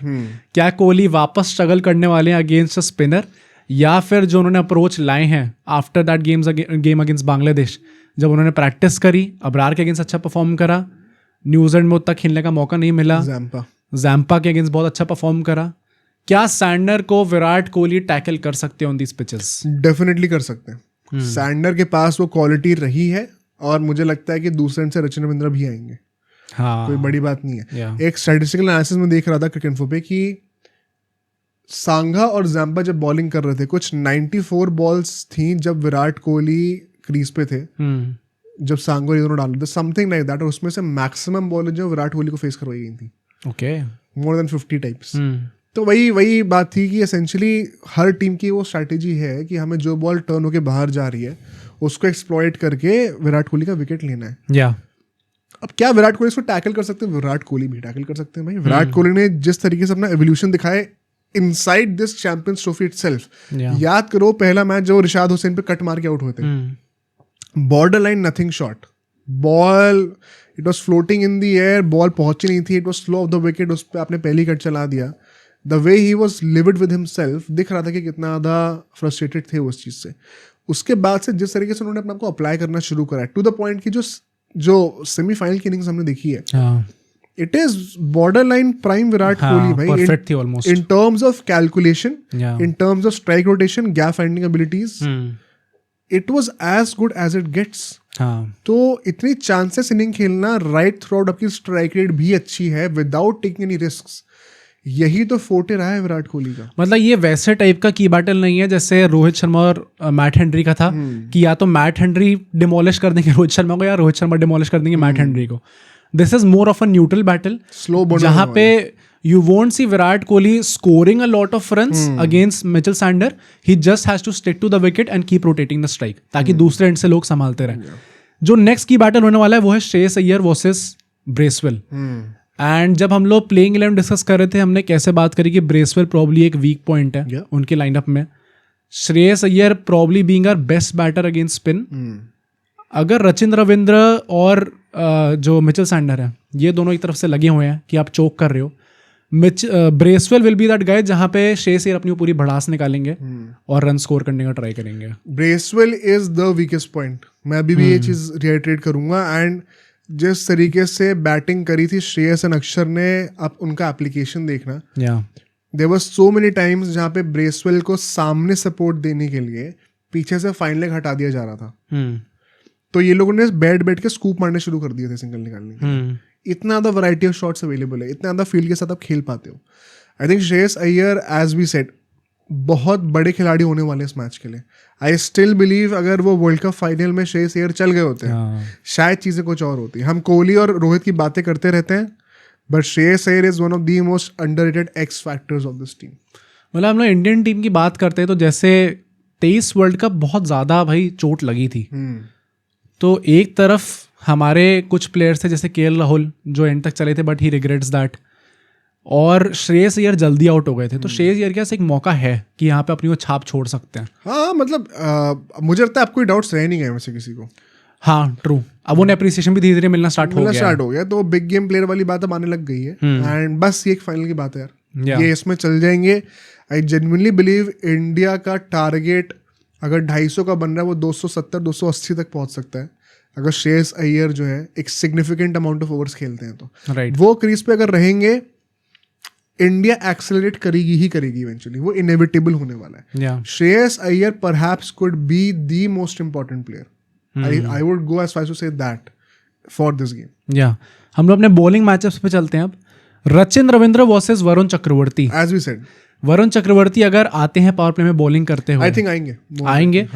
Australia games हमने देखा था, अगेन ट्रेविस हेड का विकेट निकाला था। यहाँ पे न्यूजीलैंड का सबसे इंपॉर्टेंट विकेट जो है वो रचिन रविंद्र का है। अगर उन्होंने उनकी गिल्ली उड़ा दी तो आई थिंक गेम काफी हमारे फेवर में आ जाएगा। मतलब इसमें ज़्यादा कुछ डिस्कस करने को नहीं है, it's a regular matchup, power play में आएंगे most likely. Rachin Ravindra hopefully Varun Chakravarthy के यहाँ तक ना टिके तो बहुत ही बेहतर है, जैसे कि लास्ट टाइम में हुआ था ये। बट आई थिंक अगर ये होता भी है, Rachin Ravindra has not faced Varun Chakravarthy in the last game, this will be a big mystery उसको सॉल्व करना। उन्होंने चेन्नई से भी ज़्यादा मैचेस खेले नहीं है अभी, is not that used to it. Test matches अभी खेले थे, वहाँ पे वरुण चक्रवर्ती खेल नहीं रहे थे। He is going to be a different sort of a challenge, maybe even much more difficult than Shami and Hardik Pandya with the new ball. तो रचिन रविंद्र का है भाई, मतलब इस चीज़ में अगर इम्पैक्ट आपको किल करना है, वरुण चक्रवर्ती से बड़ा कोई प्लेयर इसमें है नहीं। जो नेक्स्ट बैटल है that is between Williamson and अक्षर पटेल, इसके पीछे क्या लॉजिक है? लास्ट मैच में भी अगर आप देखो तो विलियमसन को जिस तरीके से आउट करा था अक्षर पटेल ने, आउट फॉक्सिंग हिम, जहां प्रेशर बिल्ड होना शुरू होता है स्पिनर्स के अगेंस्ट, हमने देखा कि एट दिस एज विलियमसन के शॉट्स बहुत लिमिटेड है। वरुण चक्रवर्ती, अक्षर Patel is that one guy, Jadeja is still getting a lot of purchase out of the wicket. अक्षर पटेल जो स्लिंगी एक्शन है, जिस हाइट से बॉल रिलीज करते हैं, जिस पेस पे बॉल रिलीज करते हैं, most of his deliveries go with the arm. हमने देखा था कैसे न्यूजीलैंड वाले मैच में जब उन्होंने almost 7-8 over on the trout डाले थे, more than 70% of the deliveries जो हैं वो देख के लग ही रहा था कि भाई वो एंगल के साथ अंदर ही आ रही हैं. जो बॉल पढ़ के बाहर जाएगी वो एक नेचुरल वेरिएशन होगा. वो अक्षर पटेल को खुद भी नहीं पता कि कौन सी बॉल बाहर जाने वाली है. ऐसे में I think he gets to unpredictable and वो मिस्ट्री वो अपने आप बन जाती है. विलियमसन जैसे मंझे खिलाड़ी को आउट करने का I was wanting to pitch Jadeja against him, but शायद अक्षर पटेल का कहीं ना कहीं बड़ा रोल मुझे यहाँ पे दिख रहा है. ठीक है, जो हमारा लास्ट की बैटल है, एंड आई थिंक ये मेरे लिए मैट हैंडी और रोहित शर्मा की बात सबसे ज्यादा इंपॉर्टेंट हो सकता है. That is between Glenn Phillips and Kuldeep Yadav. क्यों है इंपॉर्टेंट सर? अगर डेथ ओवर्स में कुलदीप यादव बॉलिंग करने आते हैं और उस टाइम पे ग्लेन फिलिप्स जैसा खिलाड़ी स्ट्राइक पे होता है, वो फ्लो में होगा. इस टाइम पे टूर्नामेंट अच्छा जा रहा है उनका, both as a fielder and also as a batter. भाई वो एबिलिटी रखते हैं पहली बात तो ग्लेन फिलिप्स कि वो कुलदीप यादव पे शॉट्स मार सकते हैं, टारगेट कर सकते हैं. प्लस अगेन भाई कुलदीप यादव का जो रेपुटेशन है इस टाइम पे, जो टैग है that sometimes he chokes under pressure, वो प्रेशर ले नहीं पाते. डेथ ओवर्स में अगर आप बॉलिंग कर रहे हो तो सबसे ज़्यादा प्रेशर तो वहीं पे होता है. और अगर वहाँ पे रन मारने स्टार्ट हो गए तो क्या Kuldeep Yadav will he be able to remain calm and अपनी एबिलिटीज पे क्या वो ट्रस्ट कर पाएंगे? That remains to be seen. तो ये मैं ये भी मानता हूँ कि अगर न्यूजीलैंड चेस कर रही है तो छोड़ो, अगर पहले बैटिंग भी कर रही है ना एंड आखिरी के 10 ओवर की बात हो रही है और ये डिबेट आ रही है क्या 250 बनेंगे या फिर 300 बनेंगे, आई थिंक कुलदीप यादव का वहाँ पे होना है मेक और ब्रेक है. अगर ग्लेन फिलिप्स बैटिंग कर रहे हैं, कुलदीप यादव डेफिनेटली टारगेट होंगे. ये कोई दो राय है ही नहीं इस बात पे. With the turn he would look to exploit him over mid wicket. And if Kuldeep Yadav is able to hold on to his nerves, जैसे कि कहीं ना कहीं उन्होंने 24 के सेमीफाइनल में करा था, तो हम लोग ये टारगेट को बहुत नीचे वाले स्तर पर रिस्ट्रिक्ट होते हुए देख सकते हैं. नहीं अगर होता है ये, तो ये उनके करियर के लिए भी बहुत बड़ा क्वेश्चन मार्क है. राइट, क्योंकि T20s में अभी वो टीम के स्कीम ऑफ थिंग्स में है नहीं है. इंटरेस्टिंगली पता नहीं कैसे, लेकिन हो गई ये चीज. टेस्ट मैचेस में होपफुली अश्विन के जाने के बाद वो दिखेंगे, बट क्या वो एक टेस्ट स्पेशलिस्ट ही बन के रह जाएंगे फिर? क्योंकि ओडीआईज में भी अभी जिस तरीके से वरुण चक्रवर्ती खेल रहे हैं बहुत मुश्किल होने वाला है. क्योंकि इंडिया को मेजरली जो है वो ऑलराउंडर्स चाहिए. एक प्रॉपर स्पिनर की जगह सिर्फ एक ही बंदे की होने वाली है. आई think it's very important for his own career also. और यहाँ पे मेंटालिटी का ट्रू टेस्ट होने वाला है. अगर कुलदीप यादव चलते हैं, हम as a bowling unit collectively ज़्यादा फायर करेंगे. अगर वो एक वीक पॉइंट दिखता ना, एक लूप होल दिखता है, तो रोहित शर्मा फिर से फोर्स होंगे कि हर 3-4 ओवर के स्पेल पे रोटेशन छुपाने का ट्राई करेगा. तो वो एक है जाल. मतलब ये शायद one of the most crucial की बैटल्स हो सकता है फॉर श्योर. बट अब इस मैच के स्टेक्स पे आते हैं एंड लेट्स डिसाइड कि यार क्या क्या नैरेटिव्स बनते हुए दिख रहे हैं हमें इसके अंदर. क्योंकि आई थिंक जो सबसे पहला नैरेटिव, जो सबसे पहला स्टेक है, that is probably the most famous and the most important one as well for us Indian cricket fans. क्या ये रोको का लास्ट आईसीसी टूर्नामेंट है? क्या ये रोको का लास्ट आईसीसी इवेंट में मैच कंसिडर हम लोग कर सकते हैं इस टाइम पे? आई think this is up for a great discussion. क्योंकि सी रोहित शर्मा का तो मैंने पहले भी बोला हुआ ये चीज़. In my opinion he has played his last test match. अब आई डोंट थिंक ज़्यादा मौके मिलेंगे उनको आगे. आईसीसी इवेंट में भी मतलब given his form right now, that is why I said कि यार अगर फाइनल में उनकी इनिंग्स नहीं आती, बहुत सीरियस क्वेश्चंस होंगे उनके ऊपर एज अ प्लेयर. कैप्टन पे कभी कोई क्वेश्चंस नहीं थे. अगर इनिंग्स नहीं आती उनकी वो, तो क्या 27 वर्ल्ड कप तक वो रोप दी जाएगी? क्या बीसीसीआई इतना ट्रस्ट दिखाएगी उनके ऊपर कि by the time you are 40 turning 41 तब आप 27 वर्ल्ड कप में लीड करोगे इंडिया को? यार मेन पता डिबेट इसमें क्या है, basically Rohit Sharma 2 skill set लेके आ रहे हैं इस वक्त टेबल के ऊपर. एक तो एज अ बैटर और एक एज अ कैप्टन. अब एज अ बैटर भी जो स्किल सेट लेके आ रहे हैं ओडीआई फॉर्मेट में, वो बहुत ज्यादा लोग अभी है नहीं जो रेप्लिकेट कर सकते हैं इंडिया में. बट यशस्वी जायसवाल के नाम के खिलाड़ी हैं जो कि परफेक्टली सूटेड है. एग्जैक्टली. प्लस एक left hand right hand combination भी देते हैं ऊपर विद गिल. तो गंभीर तो और ललचा रहे होंगे खिलाने के लिए. आई थिंक वहां पे एक बहुत बड़ा सवाल उठेगा रोहित शर्मा के ऊपर. लेकिन जो सेकंड एस्पेक्ट है वो अनडिस्प्यूटेड है अभी. मतलब क्या 27 का वर्ल्ड कप अगर से 2 साल दूर है, क्या हमें रोहित शर्मा जैसा एक पोटेंट वाइट बॉल कैप्टन मिल जाएगा 2 साल के अंदर? लाइकलीहुड ज्यादातर नहीं का. क्या शुभमन गिल उस लेवल के कप्तान बन पाएंगे? श्रेयस अय्यर होता तो मैं शायद फिर भी सोचता हूँ. गिल के ऊपर अभी बहुत सवाल है. तो and it is very unfair on Gill also कि 2 साल में मैं एक्सपेक्ट करेंगे एकदम रोहित शर्मा जैसे कैप्टन वर्ल्ड कप जिता दो अगला. एग्जैक्टली. तो एज अ कैप्टन यार वो जो चीजें लेके आ रहे हैं ना, क्योंकि बिग मैचेस में कैप्टनसी बहुत इंपॉर्टेंट होती है. शायद आप एज अ बैटर नहीं भी चल रहे हो तो आप नंबर 8 पे बैटिंग खिंचा के काम चला सकते हो, बट एज अ कैप्टन क्या आपका कोई रिप्लेसमेंट अभी है? तो ये बहुत बड़ा क्वेश्चन मार्क है. क्या हम लोग आउटराइट फिर 27 के वर्ल्ड कप के चांसेस को कॉम्प्रोमाइज कर रहे हैं by not having a very competitive captain? ये सोचने वाली बात है. यार मैं तब भी वही कहूँगा कि कप्तानी का आई थिंक बीसीसीआई ने ऑलरेडी अब थोड़ा उस डायरेक्शन में सोचना स्टार्ट कर दिया है. हाँ. कि हमें मतलब we are looking for a change in captain. बहुत टाइम तक ये चीज़ चलने नहीं वाली है. शुभमन गिल को भी आई थिंक अब धीरे धीरे करके एकदम से फास्ट ट्रैक करा जाएगा इस पूरे सेटअप के अंदर. तो आई थिंक रोहित शर्मा पे थोड़ा डिफिकल्ट है उनका आगे कंटिन्यू करना, and this could very well be his last ICC match. या तो मतलब कम से कम 200 आ जाती. हाँ. तो हम कहते हैं यार नहीं, बंदा बैटिंग तो तगड़ी कर ही रहा है, अभी कंटिन्यू करने दो, जैसे कि हमने श्रीलंका वाली सीरीज में कहा था. बट अगर अब हम थोड़ा सा वो देख रहे डाउनफॉल, क्योंकि देखो पिचेस स्लो तो श्रीलंका वाली सीरीज में भी थी, पर रन तो वहां पे भी आ रहे थे इसी अप्रोच के साथ. तो डेफिनेटली सिर्फ पिचेस का रोल तो नहीं है, बैटिंग के फॉर्म में भी स्लम्प आया कहीं ना कहीं. कॉन्फिडेंस का भी है भाई पक्का. आई don't think he is fully confident about it. पता नहीं, मतलब वो 100 तो मारी थी उन्होंने इंग्लैंड के against. I think wide ball में उनका कॉन्फिडेंस अलग लेवल का होता है, उसका टेस्ट से तो लेना देना होता नहीं है. बट हाँ यार, मतलब कलेक्टिवली अगर आप इंडिविजुअल लेवल पे कंट्रीब्यूट उतना नहीं कर पा रहे तो एज अ कैप्टन फिर आपको भी अपने ऊपर सवाल आते हैं कि मतलब क्या मुझे ये चीज़ कंटिन्यू करनी चाहिए, मैं एक बर्डन बनता जा रहा हूँ टीम के ऊपर. उस मामले में चलते हुए प्लस और अ ग्रैंडर स्केल ऑफ थिंग्स मुझे लगता है कि आपको 2 वैसे भी नियरिंग 40s लड़के खिलाने चाहिए भी नहीं है. मतलब क्या हम कहने वाले हैं कि अगर रोहित शर्मा इस वर्ल्ड कप में खेलेंगे आने वाले, तो क्या जायसवाल सीधा फिर 2031 वर्ल्ड कप में अपना एक वर्ल्ड कप डेब्यू करेंगे? By that time he will be in his late 20s. तो it's too late for a prodigy like. हाँ, मतलब वो अभी से परफॉर्म कर रहा है. हाँ. अभी से आप सोच रहे हो कि यार ये बंदा टीम के अंदर क्यों नहीं है.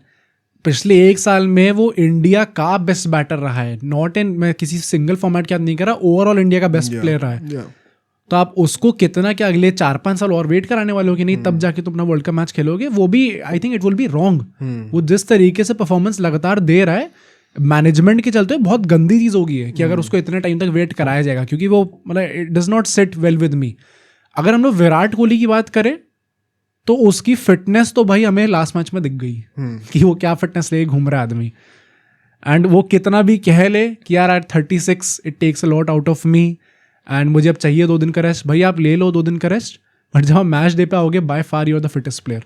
प्लस यार रन भी तो आ रहे हैं. हाँ, मेन बात ही वही है. अगर रन आपके पास आ रहे हैं तो फिर आपके ऊपर कोई सवाल नहीं उठाएगा. मेन बात ही हो जाती है कि at the end of the day आप as a player on an individual level कितना कंट्रीब्यूट कर पा रहे हो. If that is taken care of तो नोबडी वुड क्वेश्चन. अगर विराट कोहली की फिटनेस थोड़ी ऊपर नीचे भी होती, रन अगर वो ऐसे मारेंगे तो कोई क्वेश्चन नहीं करेगा. तो आई थिंक वो तो चीज़ सॉर्टेड ही है.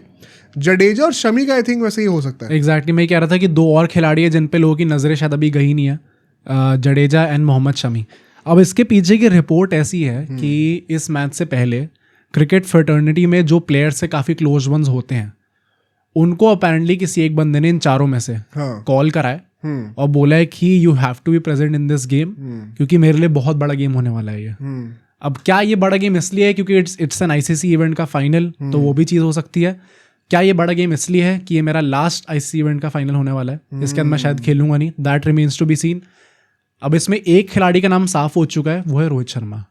उन्होंने नहीं बोला? हाँ, अच्छा. रोहित शर्मा के दिमाग में अभी भी यही है कि मैं इसके बाद रिटायरमेंट नहीं लेने वाला हूँ. ओडीआई फॉर्मेट से भी, टेस्ट का भाई टेस्ट का कुछ नहीं बोला गया अभी, ओडीआई का बोला गया. T20 से ऑलरेडी ले चुके हैं, बट ओडीआई से अभी रिटायरमेंट नहीं लेने वाले हैं. सो रोहित शर्मा का नाम इससे साफ है. विराट कोहली के कोच ने भी थोड़ा टाइम पहले आके बोला था कि वो 3-4 साल और खेलने वाले हैं. एंड मतलब बाय व्हाट इट सीम्स उन दोनों के बीच में रिलेशनशिप काफ़ी अच्छा है अभी भी. काफ़ी रेगुलरली उनकी बातें होती हैं. इनफैक्ट पाकिस्तान वाले मैच में जब उनने वो 100 मारी थी तब उनने कॉल भी करा था उनको, उनकी बात हुई थी आपस में. तो आई फील कि उनके कोच ऐसी ज़बरदस्ती में तो आके बोलेंगे नहीं.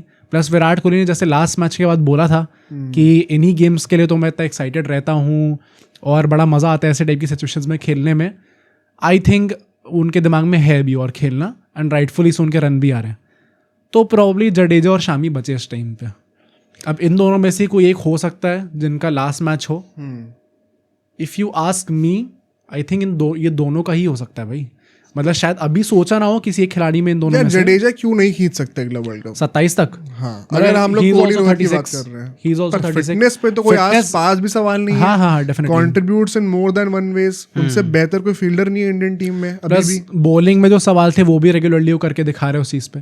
ट्रू, आई थिंक हो सकता है, बट मतलब we also have to remember कि विराट कोहली और रोहित शर्मा है। हाँ, मतलब एक वो एंगल आ जाता है वहां पे जहाँ पे you would see that they would get more chances. बहुत एक वो किंग ट्रीटमेंट उन्हें मिलेगा, एक वो सुपरस्टार ट्रीटमेंट मिलेगा जो कि शायद जडेजा, मोहम्मद शमी जैसे प्लेयर्स को ना मिले है यार। बट ये बात भी आई जाती है वैसे कि अगर ये सारे लोग खेलेंगे अगले टूर्नामेंट में तो यंगस्टर्स को चांस कब मिलेगा। एग्जैक्टली, तो वो वाली बात भी आई जाती है। I can understand that definitely. Plus Washington सुंदर को भी प्रमोट करा ही जा रहा है, तो जडेजा का रिप्लेसमेंट बनाया जा रहा है ऑलरेडी। वो वाली बात भी आ जाती है। शमी के भी इवेंचुअली रिप्लेसमेंट्स आ ही जाएंगे। सिराज खेलेंगे आगे जाके, बुमराह डेफिनेटली खेलेंगे, हर्षित आ रहे हैं, अब तो अर्शदीप भी आ रहे हैं, तो पेसर्स बहुत है हमारे पास। अगर हम लोग नेक्स्ट पॉइंट की बात करें विच इज की टॉप स्कोरर कौन हो सकता है, ये भी एक बहुत बड़ी चीज है स्टेक के ऊपर इस टाइम पे। कोहली इंडिया से तो कोहली और श्रेयस अय्यर है रेस में, अनलेस एंड अनटिल ये दोनों ही नहीं चलते और गिल सेंचुरी मार देता फाइनल में, तो फिर गिल भी आ जाएंगे।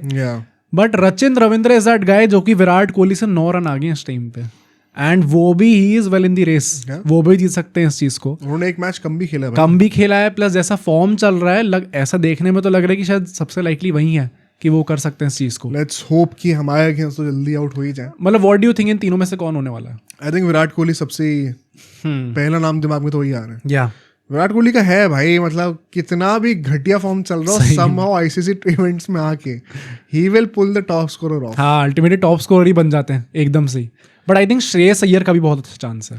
श्रेयस अय्यर बनेगा, मैं दिल से बहुत खुश होऊंगा। हाँ, फाइनली उस बंदे के ऊपर जो भी इतनी कंट्रोवर्सीज हुई हैं सब खत्म हो जाएंगी।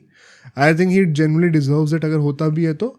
प्लस अगर एक टॉप्स को अगर टैग मिल जाएगा ना तो फिर आपका वो कंट्रीब्यूशन कभी भी अंडररेटेड नहीं जाएगा। फिर सबको पता है कि अच्छा इस बंदे ने सबसे ज्यादा रन मारे हैं और नंबर 4 पे बैटिंग करने के लिए आ रहे थे, तो वो प्रॉब्लम भी सॉल्व हो गई है। तो आई थिंक उस पॉइंट ऑफ व्यू से it will be a very good sentiment अगर श्रेयस अय्यर को ही मिलता है। बट विराट कोहली है भाई, मतलब हाँ, आई थिंक फेवरेट वही है इस टाइम पे। अगर हम टॉप विकेट टेकर की बात करें तो उसमें भी 3 लोग हैं इस टाइम पे। इंडिया की तरफ से मोहम्मद शामी है, वरुण चक्रवर्ती है, एंड न्यूजीलैंड की तरफ से ऑब्वियसली द टूर्नामेंट का जो अभी इस टाइम पे टॉप विकेट टेकर है मैट हेनरी है।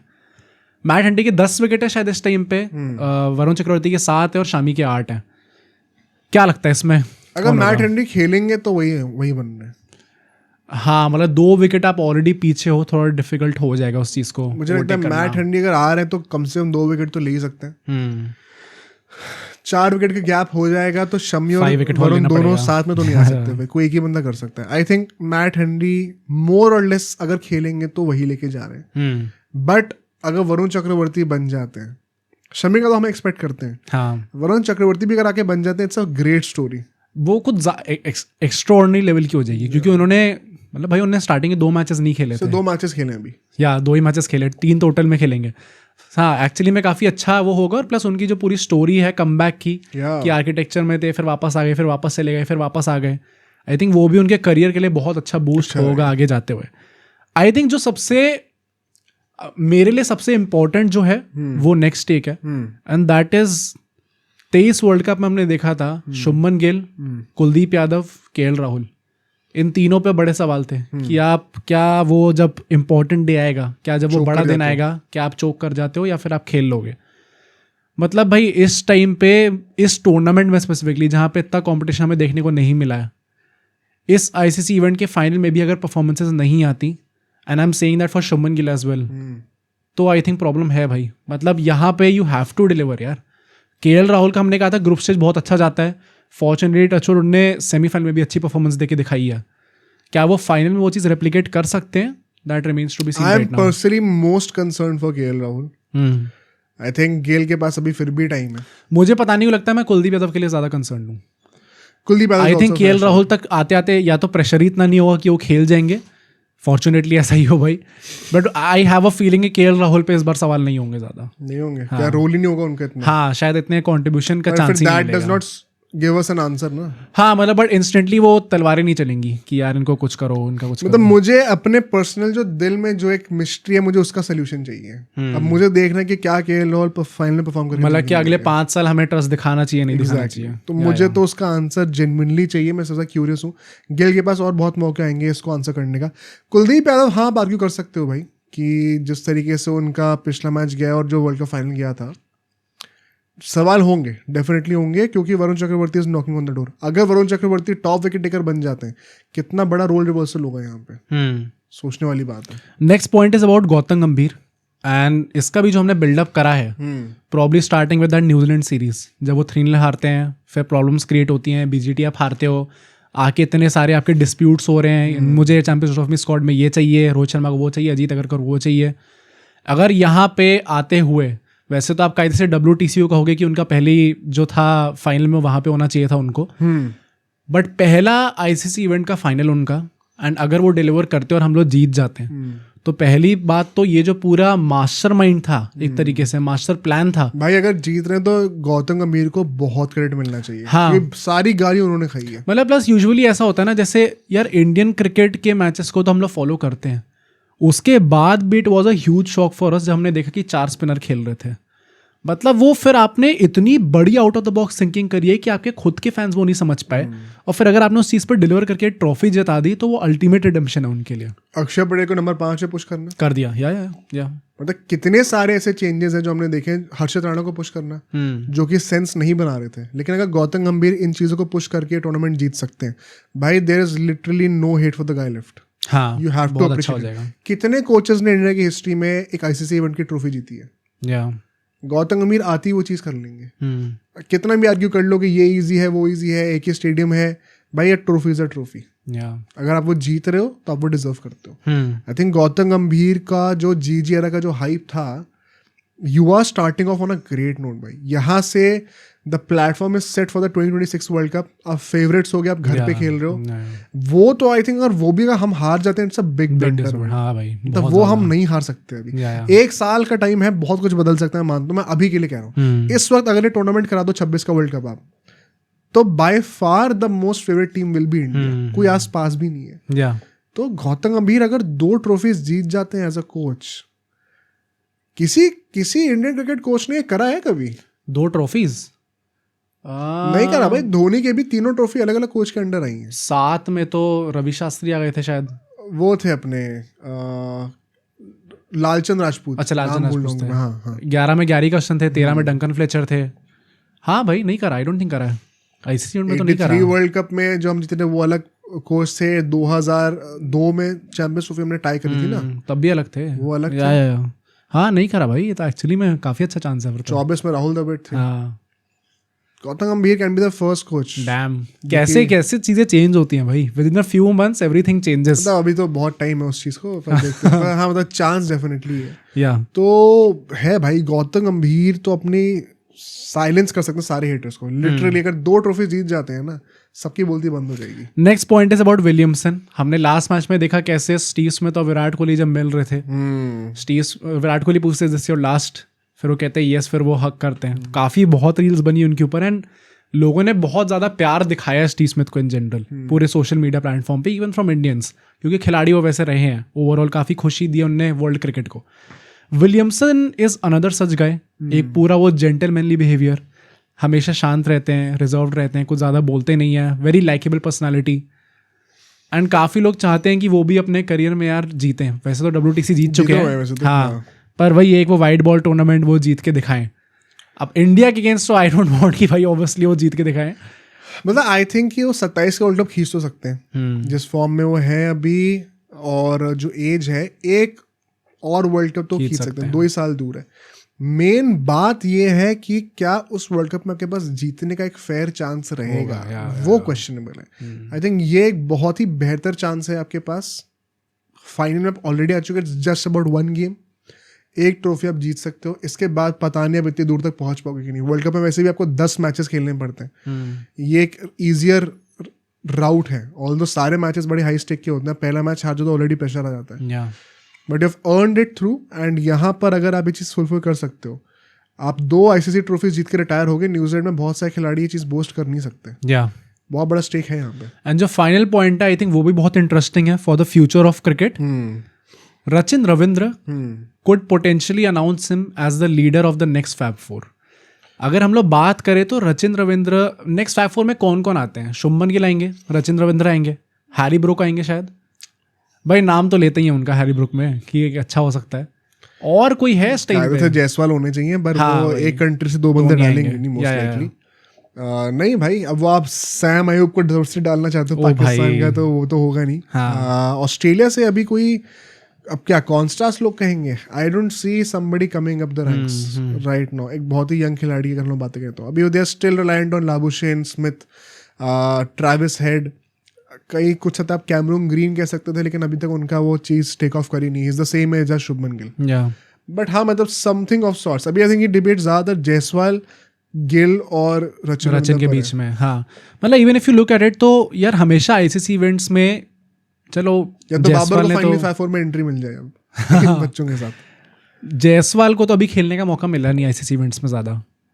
रचिन रविंद्र कुछ ज़्यादा ही अच्छा खेलते हुए आ रहा है आईसीसी इवेंट्स में। 13 मैचेस में 5 सेंचुरी उनकी इवेंट्स में। एंड शुभमन गिल को लेके क्वेश्चंस ही यही है कि क्या वो क्लच मोमेंट्स में डिलीवर कर पाते हो, क्योंकि अदरवाइज तो आप बहुत ही अच्छे खिलाड़ी हो भाई। 60 के आसपास की एवरेज है, 100 से ऊपर स्ट्राइक रेट है, अनरियल है। बट क्या जब वो क्लच मोमेंट्स आएंगे वहां पे आप डिलीवर कर सकते हो नहीं? यहाँ पे कौन सा प्लेयर बेटर परफॉर्म करेगा?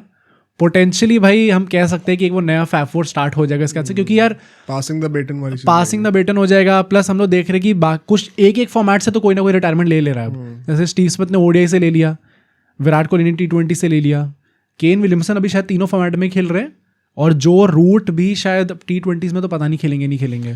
जो रूट का भी उन्होंने रिटायरमेंट नहीं लिया है, बट हाँ पर वो निकल ही रहे हैं फॉर्मेट से सारे। तो आई थिंक अब वो नेक्स्ट Fab Four का टाइम आ गया है, और यहाँ पे कौन लीड करेगा वो डिपेंड करेगा इस मैच में कौन बेटर परफॉर्म करेगा। बिल्कुल, बट फाइनली अगर लोग प्रेडिक्शंस की बातें करें, हाँ इतना कुछ हमने बिल्डअप करा है ओवर द लास्ट 1 आवर। भाई देखो, इस मैच की अच्छी बात ये होगी कि मुझे लगता है टॉस जितना इरेलेवेंट कराया जा सकता है उतना कराया जाएगा। तो अगर आप टॉस हार भी जाओ, आपको इतनी टेंशन लेने की जरूरत नहीं है। इट्स नॉट लाइक आप गेम से बाहर हो चुके हो। Good news for Rohit Sharma 14 tosses लगातार हार चुके हैं।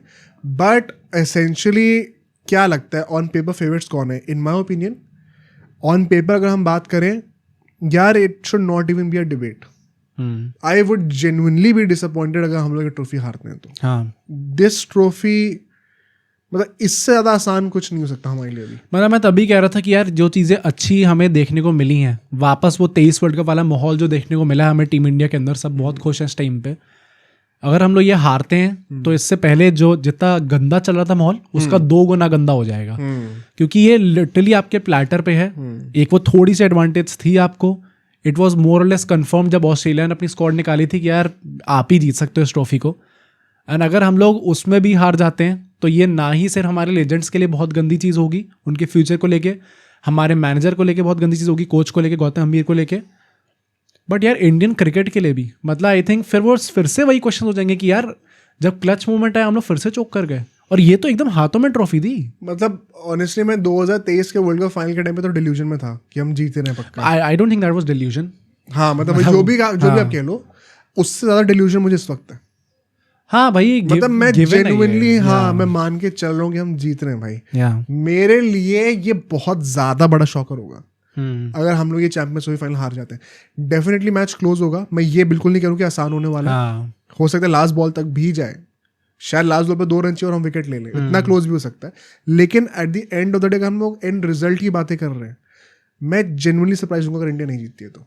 कैसे जीत रही है वो उनके ऊपर है, कितना क्लोज ले जाना चाहते हैं उनके ऊपर है, बट अगर जीत नहीं रहे it's going to be a big shocker for me. मतलब if I have to choose, मैं भी इंडिया को ही चूज करूंगा एज द विनर, क्योंकि लॉजिकली वही जाता है। But at the same time as a cricket fan I would say I want to see a good game. हाँ, मैं चाहता हूँ कि हाँ भाई वो प्रॉपर थ्रिलर मैच हो, एकदम एंड तक जाए, उसके बाद कुछ ना कुछ करके इंडिया विन निकाल ले, बस ये मैं चाहता हूँ। बाकी मैच एकदम टिप टॉप हो, न्यूजीलैंड बहुत अच्छा कॉम्पिटिशन दे, सेंचुरीज देखने को मिले हमें दोनों टीम से। I think this could be one final to remember. Hopefully ऐसा होगा।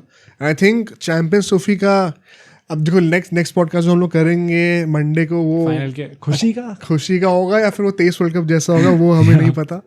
लेट्स होप कि वो चीज़ रिपीट ना हो. बट अभी के लिए हम लोग जरा शिफ्ट करते हैं आईपीएल के ऊपर, क्योंकि आईपीएल भी अब कुछ 15-16 दिन दूर ही रह गए हैं. उसके ऊपर से अभी वो टीवी पे टॉप राइट कॉर्नर पे ऐड आने शुरू हो गए हैं, काउंटडाउन शुरू हो चुका है. धोनी और सैमसंग के ऐड आने लग गए इतने ज्यादा. हाँ, अरे 13 साल के बच्चे को पता नहीं क्या क्या बोल रहे हैं. तो क्या रूल्स निकल के आए हैं एग्जैक्टली? देखो बीसीसीआई ने एसेंशियली कुछ रूल्स नए इंट्रोड्यूस करे हैं, थोड़ा सा स्ट्रिक्ट कर दिए कुछ चीज़ों को, और उसमें से कई रूल्स तो मुझे थोड़े अजीब से भी लगे. बट हम लोग हर चीज़ को लॉजिकली आंसर ढूंढने का ट्राई करेंगे कि इनको रूल्स को क्यों लाया गया यहाँ पे. एक एक करके रूल्स पे चलते हैं, हर रूल पे एक एक डिस्कशन करते हैं. सबसे पहला रूल जो निकल के आया है वो ये है कि यार जो ऑरेंज कैप्स और पर्पल कैप्स होती हैं, ऐसा नहीं है कि आपको मिली हुई है अगर, तो ऐसा नहीं है कि आप उनको पहनोगे नहीं. अगर ऐसा है कि चलो अब मैं कैप ही नहीं पहनता, मैं ऐसे ही फील्ड पे रहता हूँ, तो भी आपसे ये बोला जाएगा कि आप एटलीस्ट 2 ओवर तक वो कैप पहन के रखो, ताकि ब्रॉडकास्टर जो हैं वो चीज़ को कैप्चर कर लें. कुछ ऐसा है ना कि पहले क्या होता था कि अगर आप पर्पल कैप विनर बन चुके हो एक मैच के बीच में, तो मैच के एंड में आपको या इनिंग्स ब्रेक के टाइम पे आपको वो कैप दे दी जाती थी. अब है कि आपको तुरंत मैच के बीच में ही वो तुरंत पहननी है. ऐसा भी है, ऐसे रूमर्स निकल के आ रहे हैं. और ये बेसिकली क्या है कि वो ओरामका करके कोई एक है ना, वो शायद सऊदी कंपनी है कोई, जो भी जिन्होंने स्पॉन्सर करा था लास्ट टाइम ऑरेंज कैप और पर्पल कैप को, could be getting the name wrong. उन्होंने ये चीज कंप्लेन करी थी कि ये प्लेयर्स पहनते नहीं तो हमारे ब्रांड का प्रमोशन कहाँ से हो रहा है. तो बेसिकली ये सब ब्रांड की वजह से हो रहा है कि ब्रांड को विजिबिलिटी मिले for the amount that they have paid. उसके लिए प्लेयर्स को बोला जा रहा है भैया आप तुरंत पहनो. ये थोड़ा वैसे अजीब है भाई, मतलब थोड़ा अनरियलिस्टिक एंड जबरदस्ती अनरीजनेबल है बहुत ज्यादा. इसमें आपको कई सारे रूल्स ऐसे ही लगेंगे कि वो पैसों के चक्कर में वो प्लेयर के कंफर्ट लेवल को और उनका फोकस जो गेम पे वो थोड़ा कहीं ना कहीं हट रहा है उसके चक्कर में. हाँ, बट ठीक है, it is what it is. जो सेकंड रूल है हमारा, वो ये कहता है कि जो पोस्ट मैच प्रेजेंटेशन होती है वहां पे प्लेयर्स जो है वो स्लीवलेस जर्सीज नहीं पहन सकते. ये भी भाई एंड 2011 वर्ल्ड कप के फाइनल में धोनी स्लीवलेस पहन के आए थे. अगर ऐसा होता है कि आप पहनते हो तो आपको पहले एक वार्निंग दी जाएगी, उसके बाद भी अगर आप करते हो तो डायरेक्टली आप पे फाइनेंशियल फाइन लगेगा. इसके पीछे अभी रीजन यही है कि देखो जैसे जर्सी जो होती है उसके यहाँ पे स्पॉन्सर्स होते हैं और स्लीव्स पे होते हैं. अब प्लेयर्स अक्सर ऐसा क्या करते हैं कि यार जैसे ही मैच खत्म होते ही अपने स्लीवलेस आउटफिट्स में आ जाते हैं और फिर पोस्ट मैच प्रेजेंटेशन में जाते हैं. उसके चक्कर में जो स्लीव्स पे आके स्पॉन्सर्स होते हैं वो दिख नहीं पाते. सो उन्होंने कंप्लेंट करी है इसके बारे में कि हमें इसको लेके भी एक स्ट्रिक्ट रूल चाहिए. यानी जो स्लीवलेस पहनते हैं, जैसे गाइज लाइक धोनी और विराट कोहली तो बहुत ज़्यादा पहनते हैं स्लीवलेस जर्सीज, क्योंकि डोले में दिखाने को उनके लिए एक ये चीज़ है कि उनको ये सब पहन के आना पड़ेगा. मतलब मैं क्या कहूँ, आई अंडरस्टैंड कि क्यों हो रहा है, लेकिन वही है कि बहुत चिंदी चीज़ है. हाँ, मतलब ये प्लेयर्स का अगेन कंफर्ट की बात है, आपको जो पहनना वो पहन नहीं सकते. और तो ब्रांड के पॉइंट से मैं समझता हूँ. नहीं, आई गेट इट. एंड मुझे लगता है कि ब्रांड्स ने थोड़ा कसा है इस बार स्पॉन्सर्स ने कि भाई तुम पैसे काफी ले रहे हो, उसके हिसाब से हमें काम भी करके दिखाओ. तो आई थिंक उसके चलते ही ये रूल्स निकल के आए हैं, इसलिए ही थोड़ा कसा जा रहा है सारे प्लेयर्स को, टीम मैनेजर्स को, सबको ये चीज बोली जा रही है. पर फिर भी यार मतलब ये इन चीजों पे अगर हम लोग आ रहे हैं अभी क्रिकेट में, तो it goes on to show कि ब्रांड्स किस लेवल तक कंट्रोल कर रहे हैं क्रिकेट को, कितना हो रहा है. और प्लस यार मतलब ऐसा देख के लगता है कि कुछ ज्यादा ही कमर्शलाइजेशन हो रहा है. हाँ, पॉइंट वही है. हमें आप इतनी छोटी छोटी चीजों पे भी रिस्ट्रिक्शंस लगा रहे करते हो. प्लस मतलब IPL jerseys, the reason why football jerseys IPL jersey से बहुत बेटर होती हैं, इट इज बिकॉज स्पॉन्सर्स कम होते हैं. आईपीएल जर्सीज बहुत सुंदर हो सकती हैं अगर स्पॉन्सर आप 1-2 रखो उसके ऊपर, एक भाई स्लीव पे लगा दो और एक यहाँ पे लगा दो. मतलब वो यहाँ पे भी आ जाएगा, यहाँ पे भी आ जाएगा, हर जगह आ जाएगा. उसमें भाई जर्सी दिखती नहीं, स्पॉन्सर ही स्पॉन्सर दिखते रहते हैं. उसके चक्कर में जर्सी इतनी अगली लगने लग जाती है कि लेने का मन भी नहीं करता फिर उनको. तो ऑलरेडी तक कमर्शलाइजेशन है क्रिकेट का, उसके ऊपर से अब यहाँ पे भी रिस्ट्रिक्शंस लगा रहे हो. I personally don't like it भाई, कुछ ज़्यादा ही हो जा रहा है यहाँ पे. जो थर्ड पॉइंट है वो ये है कि प्लेयर जो है वो टीम बसेस में ही ट्रैवल करेंगे. एंड मैक्स टू मैक्स आप ये कर सकते हो कि आप 2 बैचेस में भेज दो टीम्स को, एक बस से एक टीम जाएगी और फिर जो बाकी का बचा हुआ पार्ट होगा दूसरी बस से चला जाएगा. आई थिंक ये एक अच्छा रूल है. बिल्कुल. मतलब जो हमने इंडियन क्रिकेट टीम में देखा कि आप कह रहे हो कि आप खुद अपने पर्सनल उससे नहीं आ सकते, व्हीकल से आपको टीम बसेस में टीम के साथ ट्रैवल करना पड़ेगा. ये भी वही चीज़ प्रमोट कर रहे हैं बेसिकली. ऑल्दो इंटेंशन क्या है इसका? यार वही होगा कि आप डेकोरम मेंटेन करके रखो. मतलब आईपीएल को आप इतना सीरियसली ट्रीट कर रहे हो क्या टीम कल्चर के हिसाब से? मुझे लगता है कि ये कितने हद तक इम्प्लीमेंट होगा आई डोंट नो. नहीं, अगर डिक्लेयर कराया तो इम्प्लीमेंट तो पक्का होगा. सी विराट कोहली ऐसा प्लेयर, मतलब भाई आरसीबी तो कुछ भी करके दबा देगी इस बात को. आ जाओ आप अपने आराम से. प्रोटोकॉल्स चेक करने के लिए ऑफिशियल्स भी होते हैं. दबा नहीं सकता अपन बातों को। या और प्लस विराट कोहली के अगेंस्ट तो इट्स ओपन सीक्रेट कि भाई ऐसा नहीं है कि बीसीसीआई ने कोई सर पे चढ़ा रखा हो। हाँ, वो ब्रॉडकास्टर से चढ़ा रखा है, या बट बीसीसीआई को जब कसना होता है तो वो किसी को भी कस देते हैं, वो इशू नहीं आएगा। मतलब ये अच्छा, definitely cricketing point of view से बहुत अच्छा डिसीजन नहीं है। प्लस मुझे ये भी लगता है ना कि अगर आप आईपीएल में करते हो आ रहे हो ये चीज़ में, आपने मस्त अपने व्हीकल से घूम रहे हो, बाद में आ रहे हो, कल्चर ही गलत सेट। हाँ, मतलब फिर आप क्यों एक्सपेक्ट करोगे कि इंडियन टीम में आते हो वो चीज़ ठीक हो जाए। तो I think it is setting the right culture and the right set of expectations also, वो सही है। चौथा पॉइंट हमारा ये है कि फैमिलीज जो है वो even on non match days जब प्रैक्टिस हो रही होती है तब भी ड्रेसिंग रूम में एंटर नहीं कर सकती। ये तो बिल्कुल सही बात है। हाँ सही है, मतलब जब नॉन मैच डेज होते हैं तो क्या प्लेयर्स ड्रेसिंग रूम में होते हैं? भाई ड्रेसिंग रूम जैसी चीज, हाँ नहीं, मतलब आपको कभी कोई एज अ, या तो जैसे होता है ना कि नॉर्मल लोगों को भी कभी कभी एज अ टूर कराया जाता है स्टेडियम का, तो उसमें एंट्री दे दी जाती है, बट यू पे फॉर इट। एंड उसमें भी वो ड्रेसिंग रूम को काफी एक अलग तरीके से रखा जाता है उस टाइम। वो ऐसा नहीं होता जब प्लेयर होता है तब जो ड्रेसिंग रूम का हाल होता है, तो मतलब वो एक म्यूजियम की तरह फिर आपको दिखाया जाता है बेसिकली। तो वो ड्रेसिंग रूम तो हर आप क्रिकेटर से पूछो, सचिन कहते हैं भाई कि इट्स अ सीक्रेट प्लेस, उसको आप ऐसे नहीं ट्रीट कर सकते। तो ये फैमिली का वहाँ पे ऐसी घुसना और ये करना, ये कल्चर ऑफ लेट हमने बहुत देखा है। मैं कभी भी सपोर्ट में नहीं रहा हूँ इसके। आप क्या अपने फैमिली को अपने ऑफिस के केबिन में लेके आते हो क्या बार बार? नहीं आते ना, तो ये तो बिल्कुल भी सवाल नहीं उठता इस चीज़ का। ठीक है, अभी हमने प्लेयर्स की थोड़ी बात करी है कि उन पे क्या क्या रिस्ट्रिक्शंस लगे हैं। अब इनकी जो प्रैक्टिस होती है उनकी थोड़ी बात करते हैं। पहली बात तो ये है कि यार कई बार हमने देखा, और ये चीज़ मुझे पता नहीं थी, कि फिटनेस टेस्ट जब होता है प्लेयर्स का तो कई बार जो मेन स्क्वायर होता है ग्राउंड में वहाँ पे लोग लेते हैं। मतलब this was so unreasonable to me कि आप फिटनेस टेस्ट तो कहीं भी ले सकते हो, आपको उसी स्क्वायर पे क्यों लेना है? तो ये मेरे लिए एक शॉकर था एंड आई थिंक इसको लेके जो डिसीजन लिया गया कि आप वहाँ पे फिटनेस टेस्ट वो कंडक्ट नहीं करा सकते, I think it is totally right. बिल्कुल सही, क्योंकि उसके चलते पिचेस थोड़ी डिटोरेट होती हैं, थोड़ी ख़राब होती हैं। और अगर ये इतना इंपॉर्टेंट होता कि उसी पिच पे करना जरूरी है तो बीसीसीआई से रूल निकालती ही नहीं कि आपको कहीं और करना है। द फैक्ट दैट बीसीसीआई से कहीं और कर लो, इट मीन्स कि नेसेसरी नहीं था करना, कि वहीं पे आपको टेस्ट लेना पड़े। तो आई थिंक ये बहुत ही अच्छा डिसीजन है वंस अगेन पिच को प्रिजर्व करने के लिए। Plus it goes on to show कि पाटा विकेट्स रखनी जरूरी है भाई, तभी रन बनेंगे, तभी टीआरपी आएगी, तभी लोगों को इंटरेस्ट आएगा। पिचेस डिटोरेट हो जाएंगी तो विकेट ज्यादा करने शुरू हो जाएंगे, लोगों को पसंद नहीं आएगी। एक और रूल जो निकल के आया वो ये है कि मैच डे के दिन पे टीम्स जो है प्रैक्टिस उस ग्राउंड पे नहीं कर सकती। अब क्या ये सही है? ये थोड़ा आई डोंट नो क्या सही है गलत है इसमें। मतलब आई थिंक इसका भी रीजन वही है कि यार पिच खराब हो जाएगी उसके चलते हुए। यार मैच डे के दिन आप अगर ग्राउंड पे जल्दी रिपोर्ट करके टीम की ट्रेनिंग कर रहे हो तो क्या बुराई है? नहीं, बुराई कुछ नहीं है। आई थिंक ये सारे प्रैक्टिस के जो भी रूल्स निकाले गए हैं उसका ultimately if you look at the crux क्या है उसका, कि यार पिचेस ठीक रहे, और ग्राउंड अच्छे से ठीक रहे। हाँ, आई थिंक तो वही, मतलब अगर आपने फिटनेस टेस्ट भी नहीं करा रहे हो वहाँ पे, अलाउ कर रहे हो, तो फिर प्रैक्टिस तो क्यों ही अलाउ करोगे? पिच पे प्रैक्टिस है, ग्राउंड पे कहीं भी प्रैक्टिस, ग्राउंड पे कहीं पे भी, मतलब हाँ वैसे आपको नॉकिंग वगैरह करनी है वो भी नहीं कर सकते क्या? ये तो थोड़ा अजीब ही है। मतलब एक प्रैक्टिस एरिया अलग से होता है ना इनका स्टेडियम के अंदर। क्राउड के पॉइंट ऑफ व्यू से भी देखो, अगर लोग जल्दी आके प्रैक्टिस करेंगे तो क्राउड के पास भी इंसेंटिव हो कि हम जल्दी आ जाए। हाँ ये है, ये तो है। मतलब कमर्शियली आप काइंड ऑफ हिट कर रहे हो अपने आप को इस तरीके से सोचा है तो। पहले ही आ सकते थे सारे लोग, पहले आ सकते थे। एक वो एनिग्मा होता है कि यार हम लोग जल्दी आके प्लेयर्स को देखेंगे, उसके लिए भी लोग कई बार टिकट खरीदते हैं कि एक लोअर कैपेसिटी में जब लोग नहीं भरे हुए हैं एक ज्यादा इंटीमेट इंटरेक्शन हो सकता है प्लेयर से। ये आई डोंट नो। प्लस ये प्लेयर्स क्यों नहीं करेंगे भाई प्रैक्टिस जाके ग्राउंड पे? पिच को तो कुछ नहीं कर रहे हैं ना, ग्राउंड पे भाई नॉकिंग करनी है, मुझे ड्राइवे मारनी है भाई थोड़ी सी, मैं क्यों ना करूं? लोग फुटबॉल खेलते थे, वो सब एक कल्चर था अच्छा, उसमें कुछ बुराई थोड़ी। आई थिंक मुझे ये तो लग रहा है कि यार मतलब लोग स्पेसिफिकली कई बार जल्दी जाते थे उस चीज को देखने के लिए। कई लोगों को ये नहीं पता होगा कि स्टेडियम्स में बेसिकली जो स्टेडियम, तो देखो एक वो जो स्टेडियम की बात कर ली, बेसिकली जहाँ पे भी स्टेडियम होता है वो यूजुअली एक पूरी फैसिलिटी होती है। हाँ, प्रैक्टिस एरिया अलग से होता है प्रॉपर, तो अलग ग्राउंड भी होते हैं या प्रैक्टिस करने के लिए उसी स्टेडियम वाली एरिया में भी, तो वहाँ पर भी कर सकते हो ये सब। I am not saying, but फिर वही ना क्राउड का जो एस्पेक्ट है, आई थिंक थोड़ा कहीं ना कहीं कमर्शियली भी अपना को हिट कर रहे हो, प्लस थोड़ा ज्यादा स्ट्रिक्ट हो रहे हो यहाँ या थोड़ा ज्यादा हो रहा है। या एक और जो निकल के आया वो ये है कि जब टीम्स होंगी, जिस भी स्टेडियम पे मैच खेला जाने वाला होगा उससे कुछ दिन पहले टीम्स को पहली बात तो 2 विकेट्स मिलेंगे प्रैक्टिस एरिया में उनके, as you rightly pointed out कि सिर्फ स्टेडियम वाली जगह नहीं होती, प्रैक्टिस एरिया भी अलग से होता है।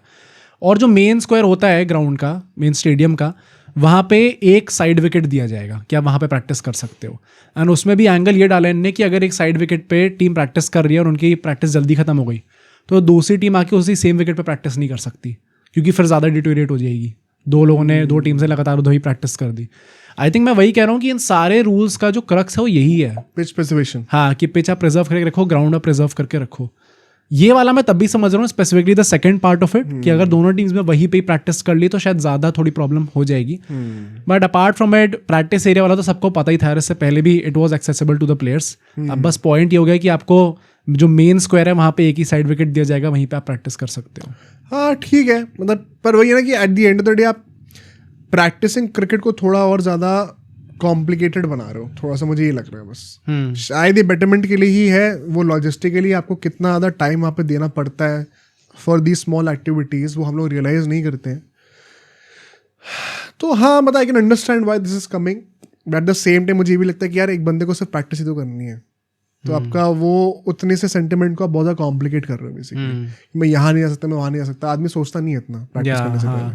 तभी मुझे लगता है यार, मतलब आई थिंक ये पहला साल होने वाला है इन सारे रूल्स का, एंड मुझे लगता है हमें थोड़े वायलेशंस इधर उधर देखने को मिलेंगे। हाँ, अननोइंगली, उसके चलते शायद फाइन वाइन भी देना पड़े कुछ टीम्स को या कुछ प्लेयर्स को। जो हमारे लास्ट 2 पॉइंट्स होने वाले हैं वो अगेन स्पॉन्सर से रिलेटेड होने वाले हैं, एंड ये थोड़े फनी भी हैं। पहला तो ये है कि जो प्लेयर्स हैं, कई बार ट्रेनिंग करते हुए ये लोग जो भी बॉल मारते हैं वो अक्सर जो है एलईडी बोर्ड्स पे मार देते हैं, एंड एलईडी बोर्ड्स पे स्पॉन्सर्स आने होते हैं। तो वहाँ पे इनने रिस्ट्रिक्शन लगा दिए कि यार आपको हम लोग एक नेट प्रोवाइड करते हैं प्रॉपर सामने का ट्रेनिंग के लिए, उसके बाद भी कई बार आपकी बॉल जो है वो एलईडी बोर्ड्स पे जाती है, तो आपको थोड़ा संभल के खेलना पड़ेगा। एलईडी बोर्ड्स पे आप नहीं मार सकते क्योंकि वो डायरेक्ट हिट होता है स्पॉन्सर्स को। I get this point, but वही है ना, ये this is very irritating for cricket. हाँ, वही। अगर मैं क्योंकि मैं खेला हूँ, मुझे पता है ना एग्जैक्टली, मैं यहाँ नहीं कर सकता, वो नहीं कर सकता, ये नहीं कर सकता, इतना सोचना पड़ रहा है ना कि मुझे शॉट मारने से पहले, तो मुझे मैच में ऑलरेडी सोचना है एक शॉट मारने से पहले, मुझे प्रैक्टिस के वक्त नहीं करना भाई ये सब। हाँ, कि ब्रांड को ना लग जाए भाई।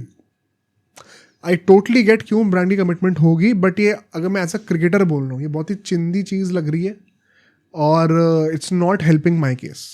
एक क्रिकेटर यही सोच रहा होगा। हाँ, एंड जो लास्ट पॉइंट है वो मुझे रीजनेबल लगता है, वो ये है कि स्पॉन्सर्स ने जाके बोल दिया ये चीज़ कि आपके जो प्लेयर्स है कई बार वो एलईडी बोर्ड्स के सामने बैठ जाते हैं, मतलब जो कोने में ऐसे पूरा लगा होता है उस पर कई बार प्लेयर्स के सामने बैठते हैं, सपोर्ट स्टाफ सामने बैठ जाता है, तो उसके चक्कर में हमारा स्पॉन्सरशिप जो है वो पूरी छुप जाती है। आई गेट दिस, मुझे लगता है यार इतना तो आप थोड़ा ध्यान दे सकते हो कि आप उसके सामने आके ना बैठो। जो भी स्पॉन्सर्स है वो एक डेजिग्नेटेड एरिया रखेंगे कि आप यहाँ पे बैठ सकते हो, यहाँ नहीं बैठ सकते, उसके अकॉर्डिंगली उन्हें बैठना पड़ेगा। पता नहीं भाई, मतलब ये ठीक है, मैं स्पॉन्सर्स के पॉइंट ऑफ व्यू से तो मैं सारी बातें समझ, मैं ये वाला पॉइंट तो आई थिंक ये फेयर है भाई, इट्स रीजनेबल। इतना तो आप ध्यान दे ही सकते हो यार as players, as support staff, इतना ध्यान दे ही सकते हो आप। मतलब इट्स वेरी इरिटेटिंग कि ये सब अगर ये छोटे छोटे चीज़ों पे मुझे ड्रामा का करना पड़ रहा है।